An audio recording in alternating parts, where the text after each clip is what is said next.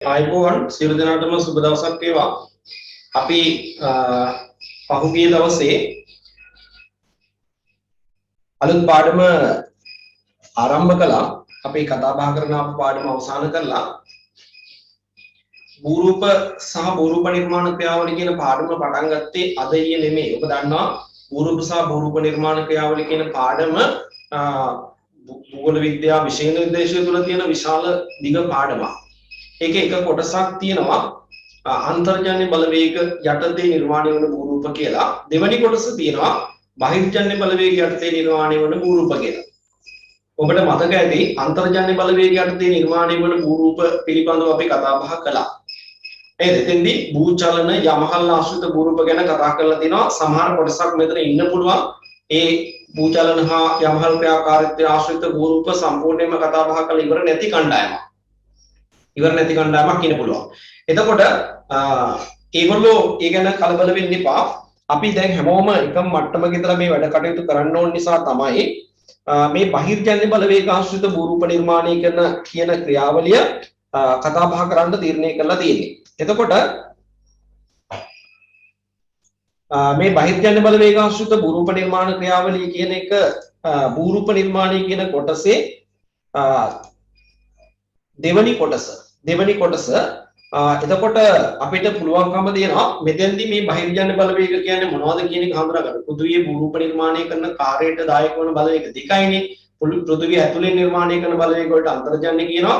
පෘථිවියට පිටතින් බලපාන පෘථිවියට පිටතින් ජනනය වන නමුත් පෘථිවියේ භූරූප නිර්මාණය කරන ක්‍රියාවලියට සම්බන්ධ වන බලවේග වලට කියනවා බහිර්ජන්‍ය බලවේග. එතකොට මෙන්න මේ බහිර්ජන්‍ය බලවේග කීපයක් පිළිබඳව පෘථිවි පෘෂ්ඨයේ භූරූප නිර්මාණය කරන ක්‍රියාවලියට බලපාන බහිර්ජන්‍ය බලවේග හතරක් තියෙනවා. මේ හතරම නිර්මාණය වෙන්නේ පෘථිවියට පරිබාහිර වායුගෝලීය කලාපයක. උපත් ස්ථානයේ නැත්නම් තිමිරිගය මොකද්ද කියලා හොයලා බැලුවොත් අපිට ඒක හඳුනා ගන්න පුළුවන්. පෘථිවියට පිටින් මේ වායු කලාපය තුළ තමයි මේවා හැම එකක්ම උපදලා ගන්න. එතකොට ඒ නිසා තමයි අපි කියන්නේ බහිර්ජන්‍ය බලවේග. දැන්ම බහිර්ජන්‍ය බලවේග මොනවද කියලා හිතන්න යන්න එපා. එහෙම බලවේග තියෙනවා. ඒ බලවේග සියල්ල උපත ලබන්නේ වායුගෝලය තුල. හැබැයි වායුගෝලය තුල උපත ලැබුවට ඒ හැම එකක්ම පෘථිවිය මත භූරූප නිර්මාණය කරන ක්‍රියාවලියට, පෘථිවිය මත භූරූප හැදෙන ක්‍රියාවලියට දායක වෙනවා, සම්බන්ධ වෙනවා. අන්න ඒ නිසා තමයි පොදු නමක් දීලා තියෙන්නේ බහිර්ජන්‍ය බලවේග කියලා. බාහිරින් ජනනය වන බලවේග. එතකොට ළමයි මේ පෘථිවිය මත නිර්මාණය වන මේ බහිර්ජන්‍ය බලවේග, පෘථිවිය මත නිර්මාණය වන බහිර්ජන්‍ය බලවේග පිළිබඳව කතා බහ කරනකොට අපි මේ බහිර්ජන්‍ය බලවේග සියල්ලම වෙන වෙනම කතා බහ කරනවා. ඒකට හේතුව තමයි මේ බහිර්ජන්‍ය බලවේග හැම එකක්ම බාහිර. හැම දෙනෙක්ම හතර දෙනා ඉන්නවා. අපි තාම දන්නේ නැහැ හතර දෙනා. නාමික ඕනනම් කියන්නම් ගලන ජලයේ සුළඟ තරංග ග්ලැසියර් කියන හතර දෙනා. මේ හතර දෙනා හැමෝම පොදු කාර්යයන් තුනක් කරනවා. හැබැයි පොදු කාර්යයන් තුනක් කළාට ඒ එක් එක් කාර්යයන් කරන ආකාරය එකිනෙකාට වෙනස්. දැන් උදාහරණයක් විදිහට ගත්තොත් කාදනීය පරිවහනයේ නිදි සාධනය කියන ක්‍රියාවලිය තුනම මේ හැමදෙනාම කරනවා. හැබැයි එක එක්කෙනාගේ කාදන ක්‍රම වෙනස්. ඒ නිසා අපිට මේ හැම එකක්ම වෙන වෙනම පැහැදිලිව හඳුනා ගන්න වෙනවා. හඳුනාගෙන ඒ ක්‍රියාවලිය යටතේ නිර්මාණය වන භූරූප වෙන වෙනම කතා බහ කරන්න තමයි මේ පාඩම ආරම්භ වෙන්නේ. එතකොට අපි යමු අපකට මේ වෙනකොට නිබන්ධන අතර ලැබිලා ඇති. ඒවා අපි කතා බහ කරනවා බහිර්ජන්‍ය බලවේග සම්බන්ධ හැඳින්වීමක් බලමු. අපි ඒක පොඩ්ඩක් කියවලා යමු. අපි ගිය සතියේත් ඔය ගැන කතා කළා. නමුත් මේ අලුතෙන් කණ්ඩායමක් ඉන්න පුළුවන් නිසා මම අද පාඩම් පටන් ගත්තා කියලා හිතාගෙන මේ වැඩේ ආරම්භ කරනවා. බහිර්ජන්‍ය බලවේග ආශ්‍රිත භූරූප. මෙහෙම කියනවා බහිර්ජන්‍ය බලවේග යනු පෘථිවි අභ්‍යන්තර ක්‍රියාකාරීත්වය නිසා ජනනය වන බලවේග හැරුණු විට. ඒ කියන්නේ භූචලන සහ යමහල් හැරුණාම භූරූප නිර්මාණයට දායක වන අනෙක් බලවේග තමයි මේ බහිර්ජන්‍ය කියලා කියන්නේ. එනම් පෘථිවි පෘෂ්ඨයට පරිබාහිරින් නැති කරනු ලබන බලවේගයන් වේ. මම කියවනේ වායුගෝලීය සීමාව තුල තමයි මේගොල්ලෝ උපත ලබන්නේ. හැබැයි පෘථිවියේ භූරූප නිර්මාණය කරන ක්‍රියාවලියට දායක වෙනවා. ආක්‍රාන්ත භූරූප මතු පිටට නිරාවරණය කිරීමත් ඒවා තවදුරටත් කැටයම් කිරීමත් බහිර්ජන්‍ය බලවේග මගින් සිදු කරන කාර්යයන් වේ. මේවා සියල්ලම වායුගෝලීය සීමාව තුල ජනනය වී පෘෂ්ඨය මත භූරූප නිර්මාණය කරන ක්‍රියාවලියට ඍජුව හෝ වක්‍රව දායක වේ. ඒ නිසා මේවා නග්නීකරණ කාරකයන් ලෙසද හැඳින්වේ. සෑම බහිර්ජන්‍ය බලවේගයක්ම සිය භූරූප නිර්මාණය කරන ක්‍රියාවලිය පොදු කාර්යයන් 4ක නියැලමින් සිදු කරයි කියලා කියනවා. ගොඩක් අය මෙතෙන්දී පොදු කාර්යයන් 4ක් කියලා කිව්වට ඔක කාර්යයන් 3ක් විදිහට තමයි දකින්නේ. ගොඩක් අය ඔක ලියනකොට ලියන්නේ කාදනය පරිමාණය. කාදනය ඇලෙනා ජීර්ණය කියලා තමයි කියන්නේ. එහෙම නැත්නම් කියනකොට කියනවා ජීර්ණය හෝ කාදනය කියලා. නමුත් මම උදෙන්දී වෙන් කරලා දීලා තියෙනවා මේ දෙකේ සංකල්ප දෙකේ වෙනස පැහැදිලිව ඔයගොල්ලන්ට ඉදිරිපත් කරන්න ඕන නිසා කොටස් දෙකක් විදිහට. කාදනය කියන්නේ මොකද්ද? ජීර්ණය කියන්නේ මොකද්ද කියලා වෙන වෙනම දීලා තියෙනවා. මේ එක. ඊළඟට දෙවෙනි එක තමයි පරිවහණය. ඊළඟට තුන්වෙනි එක තමයි නිදි සාධනය. එතකොට මෙන්න මේ කියන පොදු කාර්යයන් තුන තමයි භූරූප නිර්මාණය කරන ක්‍රියාවලියේදී ඔය කියපු 4 දෙනාම. බහිර්ජන්‍ය බලවේග 4 දෙනාම කරන්නේ. හැබැයි ඔයගොල්ලෝ දැක්කා හැඳින්වීම තුල කියවුණා මොනවද මේ අයට කියන වෙනත් නම. නේද? මේ 4 දෙනාට. කවුද 4 දෙනා? ගලන ජලය. ඊළඟට සුළඟ. ඊළඟට තරංග බලය. පෙරලාසන්න ප්‍රදේශවල තරංග ක්‍රියාකාරීත්වය. ඊළඟට ග්ලැසියර්. මෙන්න මේ 4 දෙනා හඳුන්වන පොදු නමකුත් තියෙනවා. මේ 4 දෙනාටම කියන පොදු නම. මොකක්ද නම? ආගෙන හිටියා නම් ඇහෙන්න ඇති නග්නීකරණ බලවේග කියලා පොදු නමක් කියුණා. නග්නීකරණ බලවේග.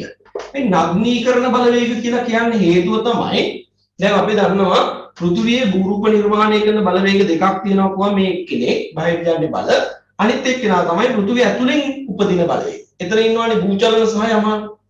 උදේ භූචලන සහ යමහල් මගින් භූරූප නිර්මාණය කරනවා. දැන් උදාහරණයකට ගන්නකො යමහල් භූරූප. ඔයගොල්ලෝ දන්නවා එතන කතා කරලා තියෙනවා ඩයික, ආස්තර, ලැකොලිත, බැකොලිත මේ වගේ විවිධ හැඩවලින් යුක්ත භූරූප පොළව යට හැදෙනවා. නේද? පොළව යට අපිට පේනවද? නෑ. ඇහැට පේන සීමාවේ නෙමෙයි. ඒවා තමයි පොළොව තලයේ නැත්තම් ශිලාගෝලයේ භූරූප නිර්මාණය කරන මූලිකම බලවේගය. ප්‍රධානම බලවේගය අන්තර්ජන්‍ය බල. මේ අන්තර්ජන්‍ය බලවේග මගින් නිර්මාණය කරන මේ විවිධ භූරූප ඒවට උඩින් තියෙන මේ මෘදු පස්තට්ටු හොදලා ඉවත් කරලා මතු පිටට නිරාවරණය කිරීම යම් දවසකදී වෙනවා. එතකොට ඒ කාර්යය කරන්නේ කවුද? මේ 4 දෙනාගෙන් කවුරුද කියන්නේ? වෙරළ ප්‍රදේශවල නම් තරංග බලය. අයිස් නිර්මාණය වන ප්‍රදේශවල නම් ග්ලැසියර්. කාන්තාරවල නම් සුළඟ. අනිකුත් සෑම ප්‍රදේශයකම ජලය. එතකොට මේගොල්ලෝ තමයි මේ පොළොව යට හැදෙන භූරූප ටික එළියට දාන්නේ කවදා හරි දවසක. උඩ තියෙන මෘදු පස්තට්ටු හොදලා ඉවත් කරලා. අන්නේ නිසා තමයි නග්නීකරණ බලවේග කියලා මේ 4 දෙනාට කියන්නේ. මේ බහිර්ජන්‍ය බලවේග වලට පොදුවේ කියන නම තමයි නග්නීකරණ බලවේග. ඇයි එහෙම කියන්නේ? අර අන්තර්ජන්‍ය බලවේග මගින් නිර්මාණය කරපු ප්‍රකෘති මුල් භූරූප පොළොව යට තියෙනවා නම් යම් දවසකදී ඒවා මතු පිටට නිරාවරණය කිරීමේ කාර්ය කරන්නේ මේ අය නිසා කියනවා නග්නීකරණ බලවේග. එහෙනම් ඔන්න බහිර්ජන්‍ය බලවේග වලට කියන තව නමක් ඉගෙන ගත්තා. මොකද්ද? නග්නීකරණ බලවේග. හොඳයි. එහෙනම් මේ 4 දෙනා කරන පොදු කාර්යයන් 3 මම ඔක ඉදිරිපත් කරලා තියෙනවා 4කට බෙදලා. එයි මේ දෙන්න වෙනම මට විස්තර කරන්න අවශ්‍ය වූ නිසා. හරි? එහෙනම් ඔන්න අහගන්න කාදනය, ජීර්ණය, පරිවහණය, නිසාදනය කියන සංකල්ප 4. ඒ කියන ක්‍රියාවලි 4 සිද්ධ කළා තමයි මේගොල්ලෝ මේ පෘථිවිය මත භූරූප නිර්මාණය කරන්නේ. එතකොට ඕගොල්ලෝ දැනටම දන්නවා ළමයි මේගොල්ලන්ගේ එක කාර්යයක්. මොකද්ද එක කාර්යයක්? එකක් මේ 4 දෙනාම එකතු වෙලා කරන්නේ මොකද්ද? එකක් තමයි පොළොව යට තියෙන භූරූප. ඒ කියන්නේ අභ්‍යන්තර භූරූප. අභ්‍යන්තර භූරූප මොනව කරන්නේද? මතු පිටට නිරාවරණය කිරීම. නේද? මතු පිටට නිරාවරණය කිරීම. කොහොමද නිරාවරණය කරන්නේ? ඒ මත තියෙන, ඒ භූරූප උඩ තියෙන පස්තට්ටුව සෝදාපාලුවට ලක් කරලා. කාදනය කරලා. හරි? එහෙම තමයි මතු පිටට නිරාවරණය කරන්නේ. ඔන්න මේගොල්ලන්ට පැවරලා තියෙන එක රාජකාරියක්. හරි? මේ 4 දෙනාට පැවරලා තියෙන එක රාජකාරියක් තමයි පොළොව යට භූරූප තියෙනවා. කවුද හදන්නේ? භූචලන හරි යමහල් හරි. ඒගොල්ලෝ හදපු භූරූප ටික තියෙනවා නම් මතු පිට තියෙන පස්තට්ටු හොදලා කල්ලු කරලා අයින් කරලා එළියට දාන වැඩේ කරනවා. මේ වෙනකොටත් සමහර විට මතු පිට නිරාවරණය වෙච්ච භූරූප තියෙන්න පුළුවන්. නේද? අන්න ඒවට මොකද කරන්නේ? මතු පිටට නිරාවරණය වූ කිසියම් භූරූපයක් තියෙනවා නම් මේ කියන ගලන ජලය, සුළඟ, ග්ලැසියර්, තරංග කියන 4 දෙනා ඒක උඩ ක්‍රියාත්මක වෙලා ඒ නිර්මාණය වෙලා තියෙන භූරූපේ මත ක්‍රියාත්මක වෙලා සමහර විට මේ භූරූපය මේ මතුවලා තියෙන භූරූපේ සූරණ අයින් කරනවා ඊළඟට සමහරවිට කඩලා ගන්නවා ඊළඟට ඔපමට්ටම් කරනවා හොඳට මැදලා හදනවා හරි මෙන්න මේ විදිහට කඩා බිඳ දැමීම සූරා දැමීම ඔපමට්ටම් කිරීම වගේ ක්‍රියාවලිය හරහා මේ මතුවලා තියෙන භූරූප අලුතින් කැටයම් කරලා අලුත් භූරූප හදන වැඩේත් කරනවා එහෙනම් ඔන්න බලන්න දෙවෙනි කාරණේ මතුවී ඇති භූ ලක්ෂණ නැත්නම් භූරූප තවදුරටත්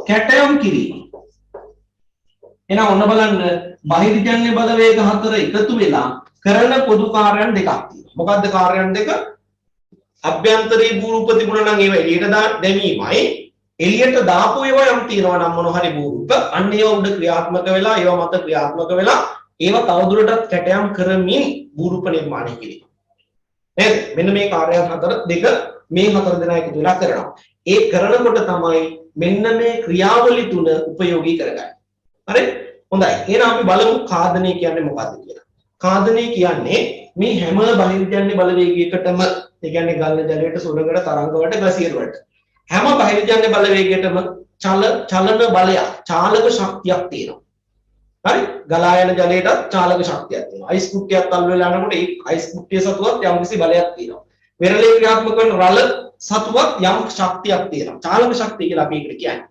එතකොට මේ චාලක ශක්තිය ප්‍රයෝජනයට අරගෙන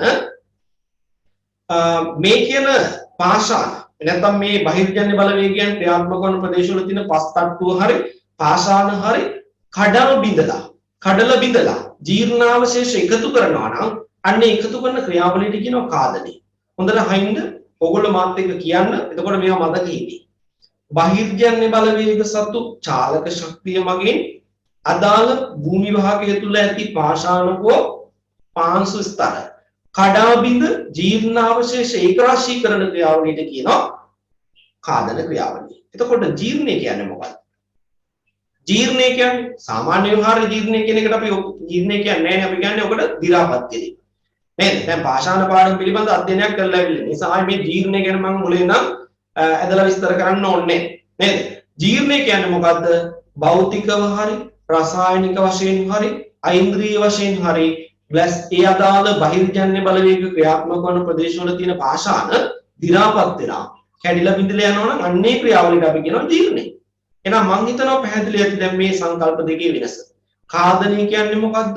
බහිර්ජන්‍ය බලවේග සතුව තියෙන චාලක ශක්තිය මගින් ඒ අදාළ බහිර්ජන්‍ය බලවේගී ක්‍රියාත්මක වන සීමාවේ තියෙන පාෂාණ හරි පස් තට්ටු හරි කඩලා බිඳලා ජීර්ණාවශේෂ එකතු කරන ක්‍රියාවලියට කියනවා කාදනය. ජීර්ණය කියන්නේ දි รา පත් කිරීම සරලාර්ථයේ දි รา පත් කිරීම කොහොමද දි รา පත් කිරීම කරන්නේ? භෞතික රසායනික ඓන්ද්‍රීය කියන ජීර්ණ ක්‍රම තුන සම්බන්ධ කරගෙන පාෂාණ දි รา පත් කරමින් ජීර්ණාවශේෂ සුන්බුන් එකතු කරනවා නම් ඒ ක්‍රියාවලියට අපි කියනවා පාෂාණ ජීර්ණය කියලා. මම හිතනවා මේ සංකල්ප දෙක පැහැදිලි ඇති කියලා. අපි ටියුට් එකට යන්න ඉඩක් තියෙනවනේ. කාදනය ජීර්ණය ගැන වෙනම අපි ඉස්සෙල්ලා කාදනය ගැන ලියන්න.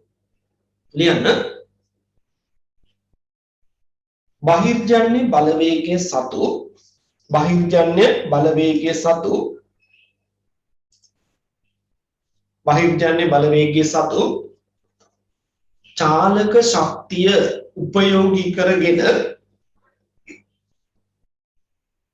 බහිර්ජන්‍ය බලවේගයේ සතු චාලක ශක්තිය උපයෝගී කරගෙන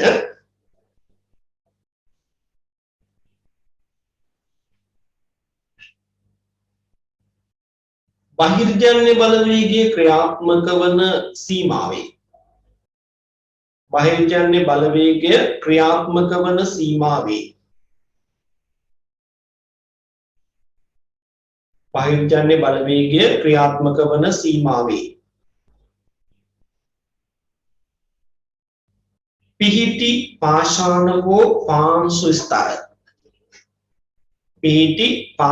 හෝ පාංශු ස්තර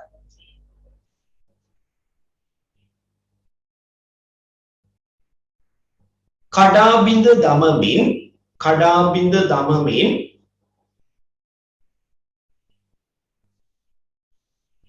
කඩා බිඳ දමමින් ජීර්ණාවශේෂ ඒකරාශීකරණ ක්‍රියාවලිය. කඩා බිඳ දමමින් ජීර්ණාවශේෂ ඒකරාශීකරණ ක්‍රියාවලිය. ජීර්ණාවශේෂ ඒකරාශීකරණ ක්‍රියාවලිය. කාදනය නමින් හැඳින්වේ. කාදනය නමින් හැඳින්වේ. හොඳයි. එහෙනම් ඔය මොකක්ද කියන්නේ? අපි බහිර්ජන්‍ය බලයක් නම් අපි සතු තියෙන ශක්තිය ප්‍රයෝජනට අරගෙන අපි ඉන්න හරිය තියෙන පස් ටික හරි ගල් තට්ටු ටික හරි කඩලා බැඳලා ජීර්ණාවශේෂ තට්ටුවක් එකතු කර ගන්නවා. ඒ වෙලෙට කියන්නේ කාදනය. හරි කාදනය. මතක තියාගන්න කාදනය කියන්නේ පොදුවේ හැඳින්වීම මොහොම වුණාට එක එක බහිර්ජන්‍ය බලවේගයන් සතු කෙරෙන කාදන ක්‍රියාවලින් ස්වරූප වෙනස්. දැන් මම සමහරට අතේ ශක්තිය යොදලා ඒ අදාළ ප්‍රදේශයේ තියෙන පස් තට්ටු ගල් තට්ටු ටික හූරනවා නම් ඒක මගේ ක්‍රමය. මේ උදාහරණයක් කියන්නේ. හරි. තව කෙනෙක් එයාගේ ශක්තිය පාවිච්චි කරලා සමහරට ආයුධයක් නේද? ආයුධයක් පාවිච්චි කරලා ඔය වැඩේ කරා. එතකොට ඒ ක්‍රම දෙකක් නේ.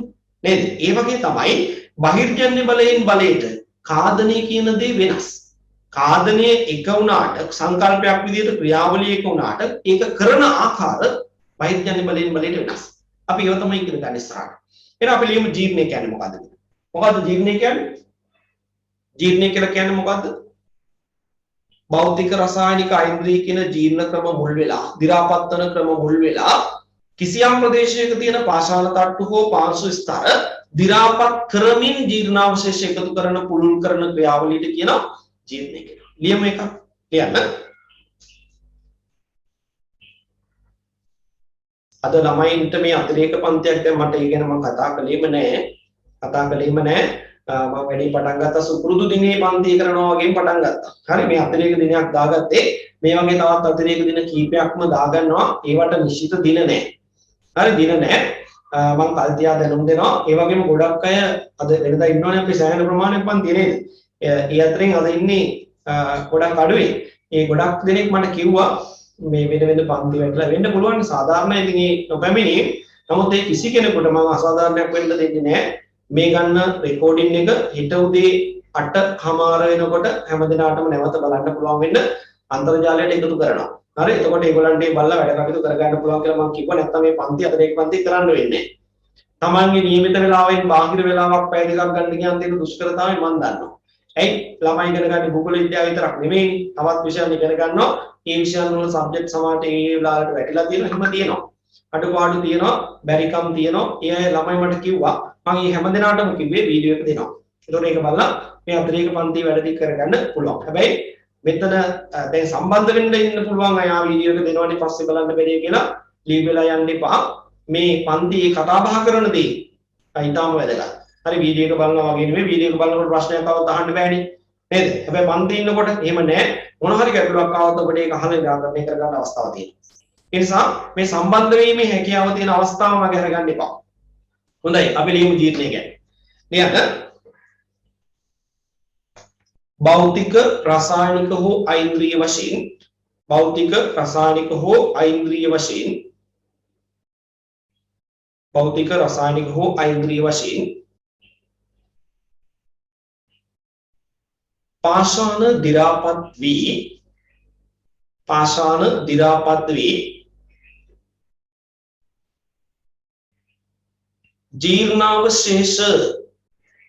ජීර්ණාවශේෂ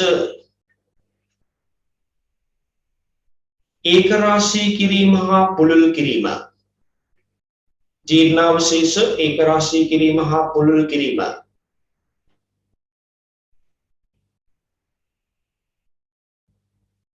ජීර්ණය නමින් හැඳින්වේ. ජීර්ණය නමින් හැඳින්වේ. හොඳයි. දැන් භූරූප නිර්මාණය කරන්න ගියාම මේ හතර දෙනා කරන කාර්යයන් දෙකක් පැහැදිලි. මොකද්ද? කාදනය කරනවා, ජීර්ණය කරනවා. කාදනය කරනවා, ජීර්ණය කරනවා. හරි. එතකොට කවුද කියන එක දැන් අදාළ කරගන්න එපා. ඒක ග්ලැසියර් වෙන්නත් පුළුවන්, තරංග වෙන්නත් පුළුවන්, ගලන ජලය වෙන්නත් පුළුවන්, සුළඟ වෙන්නත් පුළුවන්. ඔය හැමෝම කාදනය කරනවා. එතකොට හිතන්න මෙහෙම කිසියම් පුද්ගලෙක්, කිසියම් බහිර්ජන්‍ය බලවේගයක් කිසියම් ප්‍රදේශයක ක්‍රියාත්මක වෙලා මේ කාදනයෙන් සහ ජීර්ණයෙන් යම් යම් ජීර්ණාවශේෂ දැන් මේ ජීර්ණය කරගත්තාම කඩා බිඳගත්තාම එකතු වෙන ද්‍රව්‍ය වලට සුන්බුන් වලට අපි කියනවා ජීර්ණාවශේෂ. මේක පොදු වචනයක්. හරිද? ජීර්ණාවශේෂ. මේ ජීර්ණාවශේෂ ටික ඒ ස්ථානෙට තියෙයිද? ඒ කැඩලා බිඳලා එකතු වෙන තැනම තියෙයිද? අපි හිතමු මහ විශාල පාෂාණ තලයක් තියෙනවා. මේ පාෂාණ තලයේ මත ග්ලැසියර් ගමන් කළා හරි සුළං ගැටිලා හරි තරංග බලය ක්‍රියාත්මක වෙලා හරි ගලන ජලය මගින් හරි මේ පාෂාණය ඉදිරියට වෙලා බොරළු කැට ටිකක් වැලි කැට ටිකක් රොන් මඩ අංශු ටිකක් ඒ අදාළ පාෂාණ ස්තරයෙන් ගැලවිලා එනවා. හරි කැඩලා බිඳලා එනවා. ඒ එන ටික එතරම් තියෙයිද? නැහැ. ඒ එතරම් තියෙන්නේ නැහැ. ඒ බහිර්ජන්‍ය බලවේගයේ සතුව තියෙනවානේ චාලක ශක්තිය. මේ චාලක ශක්තිය මගින් මොකද වෙන්නේ? ඒ තිබිච්ච තැනින් එක ගෙනියන්න පුළුවන් දුරස්ත ස්ථානයකට ගෙනියනවා. දුරස්ත ස්ථානයකට ගෙනියනවා. දැන් ඔබ ඇහුවොත් පුදුම වෙයි සමහර විට සහරා කාන්තාරේ අප්‍රිකාවේ උතුරට වෙන්න පිළිලා දෙන සහරා කාන්තාරේ මේ සහරා කාන්තාරයේ සුළඟ මගින් කරන කාදරයෙන් එකතු කරගන්න දූවිලි හරි දූවිලි අංශු කහ පාටයි මේ කහ පාට මේ රතු පාටයි මේ රතු පැහැති දූවිලි සුළඟින් ගහගෙන ඒ කියන්නේ මේ කාන්තාර ක්‍රියාත්මක වෙන්නේ සුළඟනේ මේකවත් මේ සුළඟින් තමයි මේ පොළවෙන් ගැලවිලා මේ දූවිලි අංශු ටික එකතු වෙන්නේ පාෂාණ වලින් ගැලවිලා මේ ටික එකතු වෙන්නේ එතන මේ සුළඟින් ගහගෙන යන මේ රතු පාට දූවිලි ටික ගෙනියනවා ග්‍රීන්ලන්තයේ තියෙන අයිස් තට්ටු දානවා ග්‍රීන්ලන්තයේ තියෙන අයිස් තට්ටු අප්‍රිකාව කොහෙද ග්‍රීන්ලන්තේ කොහෙද නේද කිලෝමීටර් 10 ගණනක් දුර ඒ ගෙනහිල්ලා අර ග්‍රීන්ලන්තේ තියෙන අයිස් තට්ටු ග්‍රීන්ලන්තේ මුළු භූමියේ 97%ක්ම අයිස් තට්ටු වලින් වැහිලා තියෙනවා 3%ක් වෙරළාසන්න කලාපේ විතරක් යන්තම් ගොඩ බිම් පෑදිලා තියෙනවා අයිස් නැතුව ඒතර ගිහිල්ලා අර අයිස් තට්ටු මැද තැන්පත් වෙනවා රතු පාට දූවිලි හරි ඒක උදාහරණයක්. ඒතකොට බලන්න මේ කාදන ක්‍රියාවලිය වල තියෙන බලවත්කම. ඒකේ තියෙන ශක්තිය කොච්චරද කියලා. නේද? සුළඟ අපි හිතන්නේ නැහැ මෙච්චර ශක්තිමත් කියලා. මේ කඩා ගන්න ජීර්ණාවශේෂ ටික දූවිලි අංශු ටික අර කිලෝමීටර් ලක්ෂ ගණන් ඈත දුරට ගෙනියනවා. හරි? එහෙනම් ඔන්න එක අවස්ථාවක්. ඒ වගේම තමයි ඔබ දන්නවා ඉන්දියාවට වයිබදික පැත්තෙන් තියෙන ආසියාවේ උෂ්ණ කාන්තාරය. කවුද? තාර් කාන්තාරය. මේ තාර් කාන්තාරයේ තියෙන කහපාට දූවිලි. කහපාට දූවිලි මේ කහපාට දූවිලි ටික හුලකින් එකතු කර ගන්නවා. භූමිය හූරලා පස් ගල් අරම මේවා එකතු කර ගන්නකොට ඒ ඇස්සේ දූවිලිත් තියෙනවා. මේ හුලකින් ගහගෙන යනවා මේ කහපාට දූවිලි ටික. කොච්චර දුර ගෙනියනවා? මේ ගෙනියනවා මේ ටික චීනයේ ශාන්සි පළාත දක්වා. චීනයේ කොහෙද? තාරකාන්තාරයේ කොහෙද? සිටීමේ ආරම්භ බලන්න කිලෝමීටර් ලක්ෂ ගාණක් දුරයි. නේද? ඒතර මේ චීනයේ ශාන්සි පළාත ගිහිල්ලා තමයි අර දූවිලි ටික හිමීට තැන්පත් කරන්නේ. හරි ඒ තැන්පත් කරන දූවිලි ටික තමයි රැස්සට හේදිලා කොයන්කෝ ගඟට එකතු වෙන්නේ. කොයන්කෝ ගඟට එකතු වෙන්නේ. එතකොට ඒ ගඟේ ගලා යන ජලය කහ පාටයි. ඒ නිසා චීනයේ කොයන්කෝ ගඟට කියන අන්වර්ථ නාමයක් මොන නදිය කියලාද කියන්නේ? කහ නදිය. නේද? කහ නදිය කියලා කියනවා. එතකොට මේ ගඟේ ගිහිල්ලා වතුර ටික වැටෙන මුහුද කහ මුහුද. හරි? එහෙමයි හැදෙන්නේ. එතකොට බලන්න අපි මේ බහිර්ජන්‍ය බලවේග වල ශක්තිය සුළු කොට දැක්ුවට අපි නොහිතන තරම් ශක්තියක් මේ බහිර්ජන්‍ය බලවේග වලට තියෙනවා. හරි? එතකොට බලන්න පුතේ දැන් දෙවනි මේ ක්‍රියාවලිය පැහැදිලි කරන්නේ. දැන් කාදනය කරලා ජීර්ණය කරලා ජීර්ණක ද්‍රව්‍ය එකතු කරනවා. තනි වචනයෙන් කිව්වොත් ජීර්ණාවශේෂ. ඒ ටිකට මොකද කරන්නේ? ඒගොල්ලෝ ළඟ තියෙන බලය ඒ කඩා බිඳගත්ත ටික එතන තියන්නේ නැහැ. පුළුවන් තරම් දුර අරන් යනවා. එහෙනම් මේ තිබූ තැනින් වෙනත් තැනක් කරා ගෙනියන ක්‍රියාවලිය දෙවෙනි ක්‍රියාවලිය. අපි ඒක ඩියුට් එකේ ඉදිරිපත් කරලා දෙනවා මොන ක්‍රියාවලිය කියලාද? පරිවහණය. ජීර්ණක ද්‍රව්‍ය පරිවහණය කිරීම කියන ක්‍රියාවලිය දෙවෙනි ක්‍රියාවලිය. දෙවෙනි ප්‍රධාන ක්‍රියාවලිය. භූරූප නිර්මාණය කරන හැම දෙනෙක්ම කවුද හැමදෙනාම? ජලන ජලය, සුළඟ, තරංග, ග්ලැසියර්. මේ හැමදෙනාම ඔය කියන ආකාරයට ද්‍රව්‍ය පරිවහණය කරනවා. මොන ද්‍රව්‍යද? කාදන අවස්ථාවේදී එකතු කරගත්ත දේවල්. නේද? එතන බොරළු කැට තියෙන්න පුළුවන්, ගල් කුට්ටි තියෙන්න පුළුවන්, දූවිලි තියෙන්න පුළුවන්, වැලි තියෙන්න පුළුවන්, සියුම් දූවිලි අංශු තියෙන්න පුළුවන්. නේද? ඔය ටික තමයි ගෙනියන්නේ. ඒ ජීර්ණක ද්‍රව්‍ය ටික ගෙනියන්න පුළුවන් තරම් දුර පරිමේ ගෙනියනවා. එහෙනම් ඔන්න දෙවෙනි ක්‍රියාවලිය අපි ලියමු පරිවහණය. ලියන්න. ටියුට් එකේ තියෙනවා පරිවහණය අර්ථ ලියන්න. එයද බහිර්ජන්‍ය බලවේග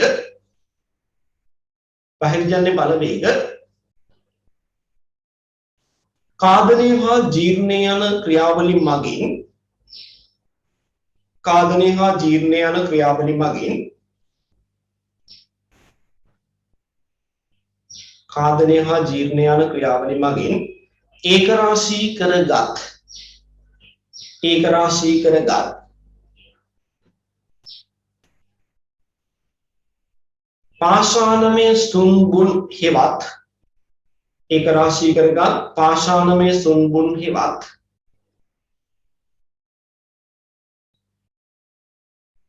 पाषाण में सुनबुन हेवात जीर्णावशेष द्रव्य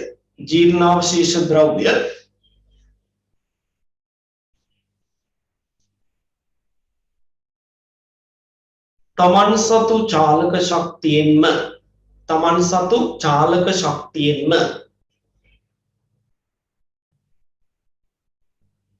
तमन्सतु चालक शक्तियेन्म තිබූ තැනින් වෙනත් තැනක් කරා ගෙන යාම තිබූ තැනින් වෙනත් තැනක් කරා ගෙන යාම සිදු කරයි තිබූ තැනින් වෙනත් තැනක් කරා ගෙන යාම සිදු කරයි එය පරිවහනය නමින් හැඳින්වේ එය පරිවහනය නමින් හැඳින්වේ හොඳයි එතකොට මේ ගෙනියන දුර ප්‍රමාණය නේද සමහර ඒවා මේ පොඩ්ඩ දුරයි වැඩි දුරක් බෑ මෙතෙන්දී නම් කඩාගත්ත සමහරට අඩි 10ක් 12ක් ඉස්සරහට වෙන්නත් පුළුවන් හරි සමහර දේවල් අර අපි කිව්වා වගේ කිලෝමීටර් ලක්ෂ ගණන් දුර වෙන්නත් පුළුවන් එතකොට මේ ගෙනියන දුර සීමාව තීරණය කරන්නේ කවුද බහිර්ජන්‍ය බලය සතු චාලක ශක්තිය ශක්තිය උපරිම නම් ගෙනියන දුර වැඩි අඩුයි නම් ළඟට හරි එහෙමයි හොඳයි එහෙනම් එකත් අපි එතෙන්ට බලමු ජීර්ණක ද්‍රව්‍ය නැත්නම් ජීර්ණ අවශේෂ පරිවහනය කරන දුර ප්‍රමාණය ජීර්ණ අවශේෂ පරිවහනය කරන දුර ප්‍රමාණය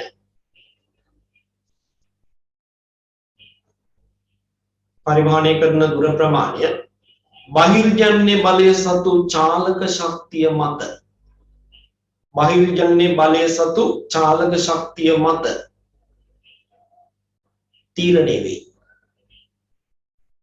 චාලක ශක්තිය මත තීරණය වේ මම උදාහරණයක් කියන්න තව එකක් මේ ලංකාවේ මෙන්න මේ වෙරළ අපි කියන්නේ මේ කොටස මොන වෙරළ කියලාද නිරිත වෙරළ හරි නිරිත වෙරළ මේ දැන් මේ කාල සීමාවේ මැයි සිට සැප්තැම්බර් දක්වා කාලය තුල නිරිත දිග මෝසමයේදී දැඩි රළ නිර්මාණය වෙලා වාදනය වෙනවා කැඩලා බිඳලා හේදලා යන වෙරළ හරි මේකෙන් සෝදාපාලුවට ලක්වන ද්‍රව්‍ය ටික තමයි මෙහි ගිනිලා දැන්පත් කරන්නේ මේ පැත්තට යනකොට හම්බ වෙනවා මීටර් 15 20 30 40 උසට වර්ධනය වෙච්ච මහ වැලි වැටි මෙහි හදනවා දැන්පත් කරනවා එහෙනම් බලන්න ගිනියන දොර ප්‍රමාණය ඊළඟට ඕගලන්ට පේනවාද මෙහි පුත්තලම කල්පිටිය අර්ධද්වීපයේ වැඩෙනවා වර්ධනය වෙනවා මේකත් එක්ක සම්බන්ධ වෙන දුප්පත් වෙලා කොහොම වර්ධනය වෙනවා පේනවා ඇති ඒ වර්ධනය වෙන්නේ කොහෙන්ද මෙන්න මේ වෙරළ කඩා ගන්න දේවල් තරංග පාර මගින්ම ගෙනිලා මේ පැත්ත දැන්පත් කරනවා මේ පැත්ත දැන්පත් කරනවා ඒ නිසා මේ පැත්ත පේනවා අපිට මේ විදිහේ වර්ධනය වෙන වෙරළා නේද දැන් නැව් යන්නේ කොහෙන්ද මෙහෙන් ඇවිල්ලා අප්‍රිකාව වටේ ඇවිල්ලා මෙන්න එහෙම ලංකාව මේ පැත්තෙන් යන්නේ ඒකනේ මෙහෙන් හම්බන්තොට වරාය හදාගත්තේ නැව් මාර්ගයේ මෙහෙන්දී ඉතින් මෙහෙන් එන එක්කිනා මෙහෙන් යන්න දැන් ඉන්දියාවයි ලංකාවයි අතර තියෙන පෝක් සමුද්‍ර සංධිය හරහා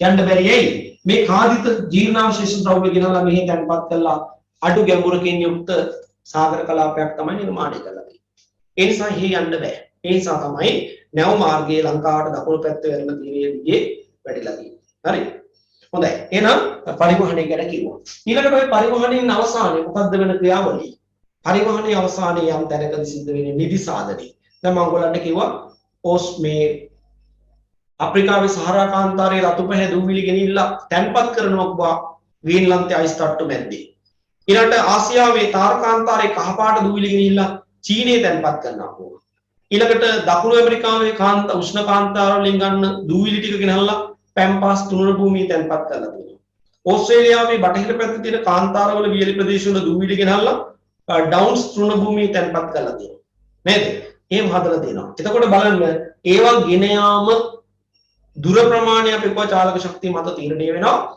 චාලක ශක්තිය යම් වෙලාවකදී දුර්වල වෙනවා හැම බහිර්ජන්‍ය බලවේගයකම චාලක ශක්තිය දුර්වල වෙන වෙලාවක් එනවා අපිට උනත් එහෙමයි නේද අපිට උනත් එහෙමයි අපි ගමනක් යන අපි ශ්‍රීපාද යනවා කියලා හිතන්නකෝ පඩි ටික නගින්න පටන් ගන්නකොට බොහොම ජවයෙන් නගිනවා නේද සමහරට බර කරේ තියාගෙන නගිනවා ටිකක් දුර යනකොට පඩි 100ක් 200ක් 300ක් යනකොට අපිට හති නේද අපි ළඟ තියෙන ශක්තිය ඊන මෙමින් යන බව අපිට පේනවා ග්ලූකෝස් පැකට් එකක් එම ගෑවුවා නම් ඉතින් ආයෙ තව 100ක් 200ක් නගින්න පුළුවන් නේද එහෙම නැත්නම් අපි මොකද කරන්නේ? පොඩක් ඉඳගෙන ආන්සි යනවා. නේද? එහෙනම් මේ විදිහට බහිර්ජන්‍ය බලත් එහෙම තමයි. Taman සතු චාලක ශක්තිය දුර්වල වෙන හීන වෙන වෙලාවක් ආවොත් Taman ගෙනියන ද්‍රව්‍ය ටික මොකද කරන්නේ? තියෙනවා. ඒක කොතනද කියලා යාට අදාළ නැහැ. නේද? ගෙනියන ද්‍රව්‍ය ටික ඕනිම තැනක යා තැන්පත් කරනවා. තැන්පත් කිරීමේ ක්‍රියාවලිය තමයි අපි කියන්නේ මොකක් කියලා? නිදි සාධනය. නිදි සාධනය.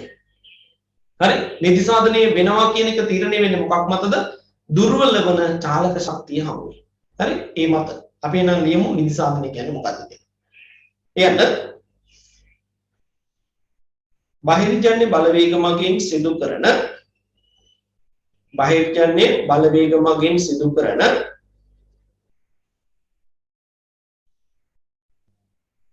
ජීර්ණාවශේෂ පරිවහනයේදී ජීර්ණාවශේෂ පරිවහනයේදී ජීර්ණාවශේෂ පරිවහනයේදී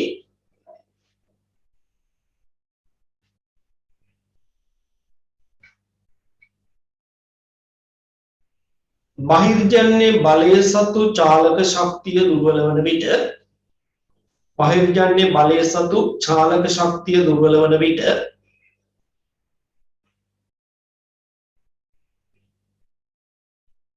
බහිර්ජන්‍ය බලය සතු චාලක ශක්තිය දුර්වල වන විට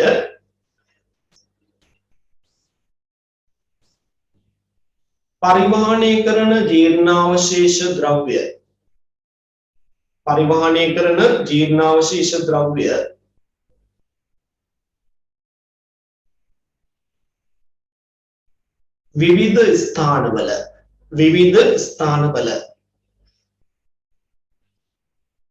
විවිධ ස්ථානවල තැන්පත් කිරීම සිදුවේ.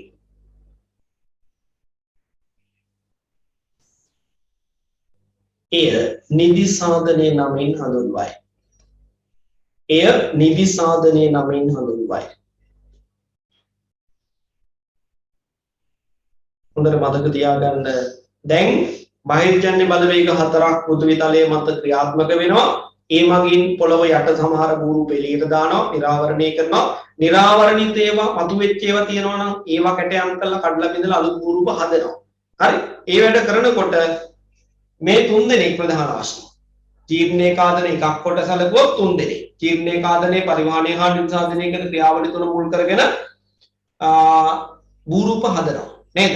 මේ හදන බූරුප දැන් ඔයාලට තේරෙන්න ඕනි කතාවේ හැටියට නම් අවස්ථා දෙකකදී නිර්මාණය වෙනවා. නේද? එකක් තමයි බහිර්ජන්‍ය බලවේග කාදනය කරන අවස්ථාවේදී බූරුප හදනවා. නේද? ඒ පොළොව ඌරලා ගන්න ඕනේ, කඩලා බිඳලා ගන්න ඕනේ, කැටයම් කරලා දාන්න ඕනේ. එතෙන්දී බූරුප හදනවා. ඒ වගේම තමයි කාදන අවස්ථාව එකතු කරගන්න ද්‍රව්‍ය ටික ගෙනියනවා. පිටතට ගෙනියනවා. ඒ ගෙනිහිල්ල අවසානයේ මොකද කරන්නේ? තැන්පත් කරනවා කියලා කිව්වා. මේ නිදි සාධනය කරනවා කියලා කිව්වා. ඒ නිසා කොහේ හරි ගිහිල්ලා තැන්පත් වෙනවා නම් අන්න එතන අලුත් බූරුප හැදෙනවා ඇති. නේද? එහෙනම් ඔන්න මතක තියාගන්න බහිර්ජන්‍ය බලවේගවල බූරුප ගැන කතා කරනකොට අපිට හැම විටම අවස්ථා දෙකකදී නිර්මාණය වෙන බූරුප කතා කරන්න. මේ ගලන ජලයේ සම්බන්ධයෙන් නම් කාදන අවස්ථාවේ බූරුප කතා කළ හැකියි. ඒ වගේම ගලන ජලයේ සම්බන්ධයෙන් නම් නිදි සාධන අවස්ථාවේ බූරුප කතා කරන්න පුළුවන්. සුලංග ක්‍රියාත්මක වන කාන්තාර ප්‍රදේශවල නම් කාදිත බූරුප ඇති. සුලංග ක්‍රියාත්මක වන කාන්තාරවල නම් නිදිසාධ බූරුපත් ඇති. නේද? ඒ වගේම තරංග ක්‍රියාත්මක වෙන පෙරළ කලාපවල නම් කාදිත බූරුප ඇති. ඒ ආශ්‍රිත නිදිසාධ බූරුපත් ඇති. ඊළඟට වැසිය ක්‍රියාත්මක වන ප්‍රදේශවල කාදිත බූරුපත් ඇති. වැසිය ක්‍රියාත්මක වන ප්‍රදේශවල නිදිසාධ බූරුපත් ඇති. එයි කාර්යයන් තුනක් කරනවා. නේද? ඒ කාර්යයන් තුනේ අවස්ථා දෙකකදී බූරුප නිර්මාණය වෙනවා මතක තියාගන්න. අපිට ওই හැම බහිර්ජන්‍ය බලයක් ගැනම කතා කරන්න ගියාම කාදිත නිදිසාදිත කියා බූරුප කාණ්ඩ සෙට් දෙකක් කතා කරන්න වෙනවා. පැහැදිලිද කියන දේ? හොඳයි. එහෙනම් අපි ටියුට් එකට පොඩ්ඩක් ගිහිල්ලා යමු. බලන්න මොකක්ද කියන්නේ කියලා ටියුට් එකේ. ඊළඟට කියනවා අවස්ථා හතර පැහැදිලි කළා. මෙම පොදු කාර්යයන් හතර සිදු කරමින් බූරුප නිර්මාණය කරන ක්‍රියාවලියට දායක වන බහිර්ජන්‍ය බලවේග හතරක් පහත සඳහන් පරිදි වේ. අයනම් ලියමු ළමයි බහිර්ජන්‍ය බලවේග හතර 1 ස්ලයිඩ් එකක් තියෙනවා ඒක ෂෙයා කරන්න ලීසි.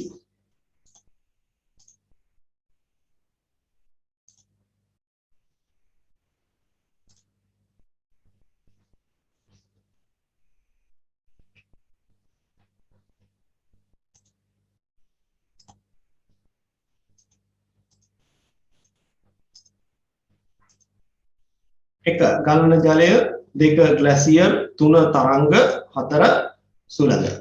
ගලන ජලය, ග්ලැසියර්, තරංග, සුළඟ.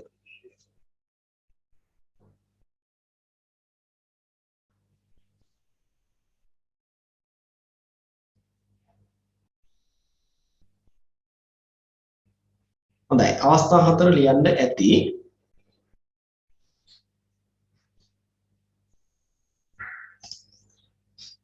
අපි යමු ඊට පස්සේ අවස්ථා හතර ලිව්වට පස්සේ මෙහෙම කියනවා මෙම සෑම බහිර්ජන්‍ය බලවේගයක්ම ඉහත කී පොදු කාර්යයන් හතරෙහි නියැලෙමි. මොකද්ද පොදු කාර්යයන් හතර? ටියුට් එකේ පෙන්නලා තියෙන ආකාරයෙන් නම් හතරයි නැත්නම් තුනයි. මොකද්ද හතර? කාදනය, පරිවහනය, නිදි සාධනය. එහෙම නැත්නම් කාදනය, ජීර්ණය, පරිවහනය, නිදි සාධනය. නියැලෙමින් භූරූප නිර්මාණය කිරීමේ කාර්ය සිදු කරනු ලබයි. එහෙත් බහිර්ජන්‍ය බලවේග මගින් සිදුවන ක්‍රියාවලිය එකිනෙකට වෙනස් වේ. දැන් උදාහරණයක් විදිහට ගත්තොත් මේ ගලන ජලයේදී කාදනයක් සිද්ධ වෙනවනේ. කාදනයක් සිද්ධ වෙනවනේ.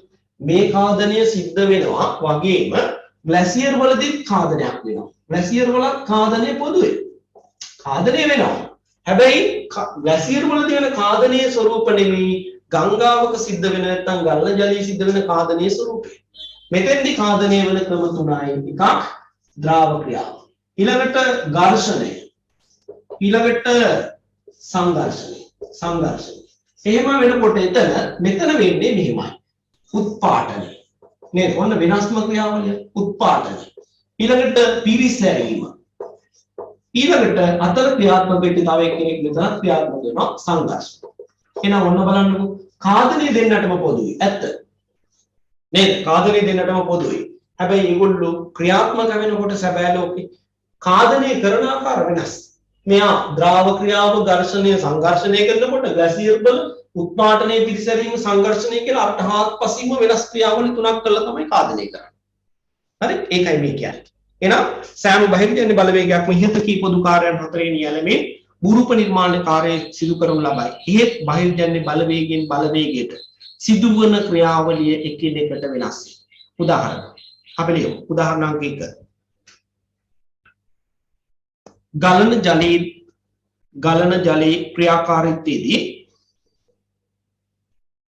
ගලන ජලයේ ක්‍රියාකාරීත්වයේදී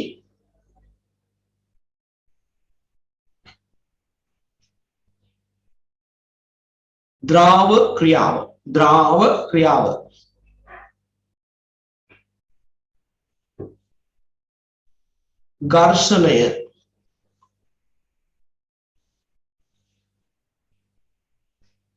ඝර්ෂණය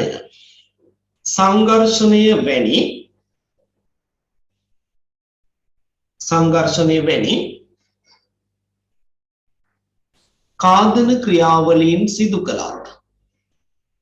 කාදන ක්‍රියාවලීන් සිදු කළත්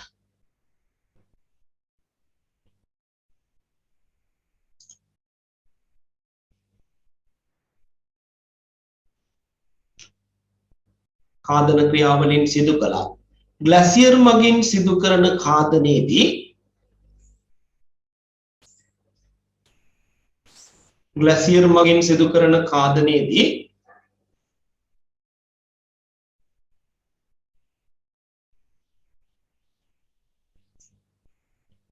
උත්පාටනය බෝඩ් එකේ තියෙනවා උත්පාටනය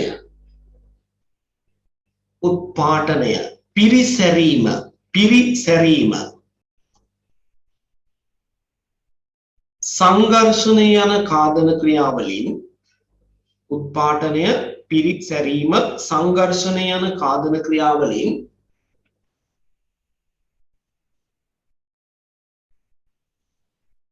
සිදු කරනු ලබයි. නැත්නම් සිදුවේ. උත්පාටනය අනිත්‍යමත් උත්පාටනයයි පිරිසැරීමයි. පේන්න තමයි මම ලියන්න. උත්පාටනය පිරිසැරීම සංඝර්ෂණය යන ක්‍රියාවලිය සිදු කරයි.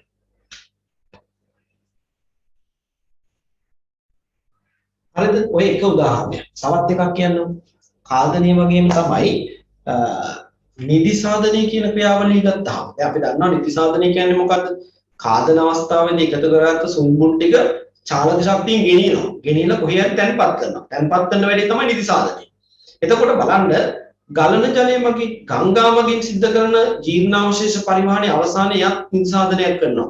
නේද? ඔයාලා දැකලා ඇතිව ගංගා නිම්නෝඩ ඇලදොල වලට බහැලා ඇති වැලි තට්ටු තැන්පත් වෙච්ච තැන් තියෙනවා. වැලි තට්ටු තැන්පත් වෙච්ච තැන්. මේ වැලි තට්ටුවක් ඔයා කවදා හරි දවසක හරස්කඩක් හාරලා තියෙනවා. වැලි තට්ටුවක් තැන්පත් වෙච්ච තැනක. එතන අපිට පේනවා වැලි තට්ටුවේ අඩියම තමයි ලොකු බොරළු කැට ටික තියෙන්නේ. නේද? ගලන ජලයේ චාලක ශක්තිය දුර වෙනකොට ඉස්සෙල්ලම තියන්නේ බරම જાතිය. ලොකුම කැට ටික. පල්ලෙහාට අරන් යන ලොකුම කැට ටික තියෙනවා ඉස්සෙල්ලම. ඊළඟට ඊට වඩා පොඩි ඒවා. ඊළඟට ඊට වඩා පොඩි. ඔහොම ගිහලා අන්තිමට තමයි ඊටාම සියුම් ද්‍රාවිත මැටි අංශ වගේ දේවල් තැන්පත් කරන්නේ. ජලයේ නිදි සාධන ක්‍රියාවලිය හරි පිළිවෙලයි. හරි පිළිවෙලයි. සමහර ළමයි වගේ. නේද? සමහර ළමයි හොඳ පිළිවෙලට වැඩ කරනවානේ. නෝට් එකක් ගත්තත් බලන්න ආසයි. ගෙදර ගිහිල්ලා ජීවත් වෙන පරිසරයේ හොයලා බැලුවහම ඒත් ඒ වගේ නේද? පොත් මේසෙ බොහොම ලස්සනට තියෙනවා, රීදරයක් එක වෙනම තියෙනවා, ඇඳත් පිළිවෙලයි. එම තමන් කාමරේ පිළිවෙලට දාගෙන ළමයි ඉන්නවා. ගන්න ජලයත් ඒ වගේ තමයි. හරි? ඒ වගේ තමයි. හොඳ පිළිවෙල නිදි සාධනයක් යාළලා තියෙනවා. බරම જાතිය ඉස්සෙල්ලා ඊළඟට ওই විදිහට නිදි සාධනය. ඊළඟට ග්ලැසියර් මගින් කරන කාදනය. ඒ කියන්නේ ග්ලැසියර් තට්ටුවක් කියන්නේ අයිස් කුට්ටියන්නේ. දැන් ග්ලැසියර් කියන්නේ මොකද්ද? මරට හිතන්න එපා. අයිස් කුට්ටියක්. අයිස් කුට්ටියක් අර බෑවුම දිගේ පල්ලෙහාට ඕන තල්ලු වෙලා එනවා. ඒ එනකොට එයා එන මාර්ගයේ හම්බෙන පාෂාණ කුට්ටිද ඊළඟට පස් තට්ටුද කොම්ම හුරලා අරගෙන තමයි එන්නේ. හරි? අර ජීර්ණාවශේෂ ගොඩක් අරගෙන පල්ලෙහාට එනවා. ඇවිල්ලා අපි හිතමු අයිස් කුට්ටිය ඉන්නේ තැන්නකට. තැන්නට ආවට පස්සේ ආය යන්න පුළුවන්ද? අයිස් කුට්ටිය තැන්නට ආවට පස්සේ යන්න බෑ. ඇයි බෑවුම නැහැ. ඒ නිසා තැන්නේ නවතිනවා. අයිස් කුට්ටිය කොන්න දී වෙලා යයි. අයිස් කුට්ටිය දී වෙලා ජලයේ විදිහට පිට වෙලා යනවා. ගෙනාවු ටික දැන් ගල් කුට්ටියක් තියෙනවා, පසුත් තියෙනවා, රොන් බඩක් තියෙනවා, වැලිත් තියෙනවා, බොරළුත් තියෙනවා. ඔක්කොම ටික මොකද වෙන්නේ? අර වගේ පිළිවෙලට තැන්පත් කළා. නෑ. බොහොම අපිළිවෙල නිදි සාධනයක් එතන තියෙනවා. ගල් කුට්ටියක් තැන් වල, මැටික් තැන් වල, වැලි අංශුත් තැන් වල, නේද? රොන් බඩක් තැන් වල, නේද? සමහරට ගලාන ජලයත් එක්ක රොන් බඩ ටික ඉස්සරහට තව යනවා. නේද? එහෙම බොහොම අපිළිවෙල නිදි සාධනයක් තමයි එතන තියෙන්නේ. එහෙනම් ඔන්න බලන්න නිදි සාධනේ හැමදෙනාම කළාට නිදි සාධනේ සිද්ධ වෙන ආකාරය, සිද්ධ වෙන පිළිවෙල එකිනෙකට වෙනස්. අපි දෙවෙනිවට උදාහරණ දෙමු. ලියන්න උදාහරණ අංක 2. ගලන ජලය මගින් සිදු කරන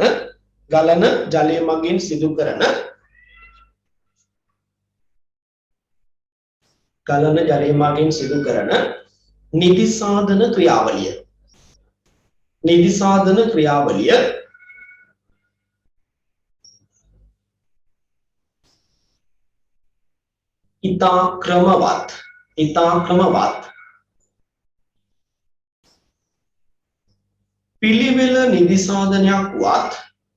ඉතා ක්‍රමවත් පිළිවෙල නිදි සාධනයක් වත්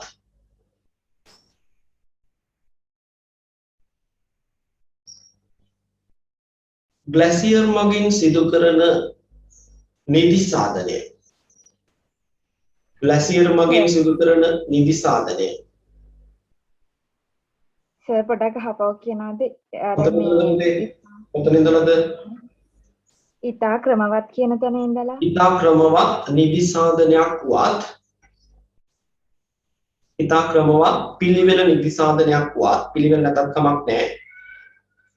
ඉතා ක්‍රමවත් පිළිවෙල නිදි සාධනයක් වත් ග්ලැසියර් මගින් සිදු කරන කාදනය. ග්ලැසියර් මගින් සිදු කරන නිදි සාධනය. ග්ලැසියර් මගින් සිදු කරන නිදි සාධනය.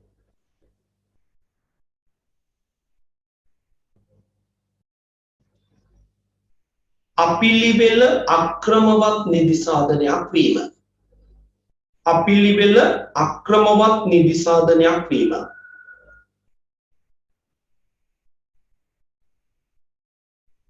අපිළිවෙල අක්‍රමවත් නිදි සාධනයක් වීම.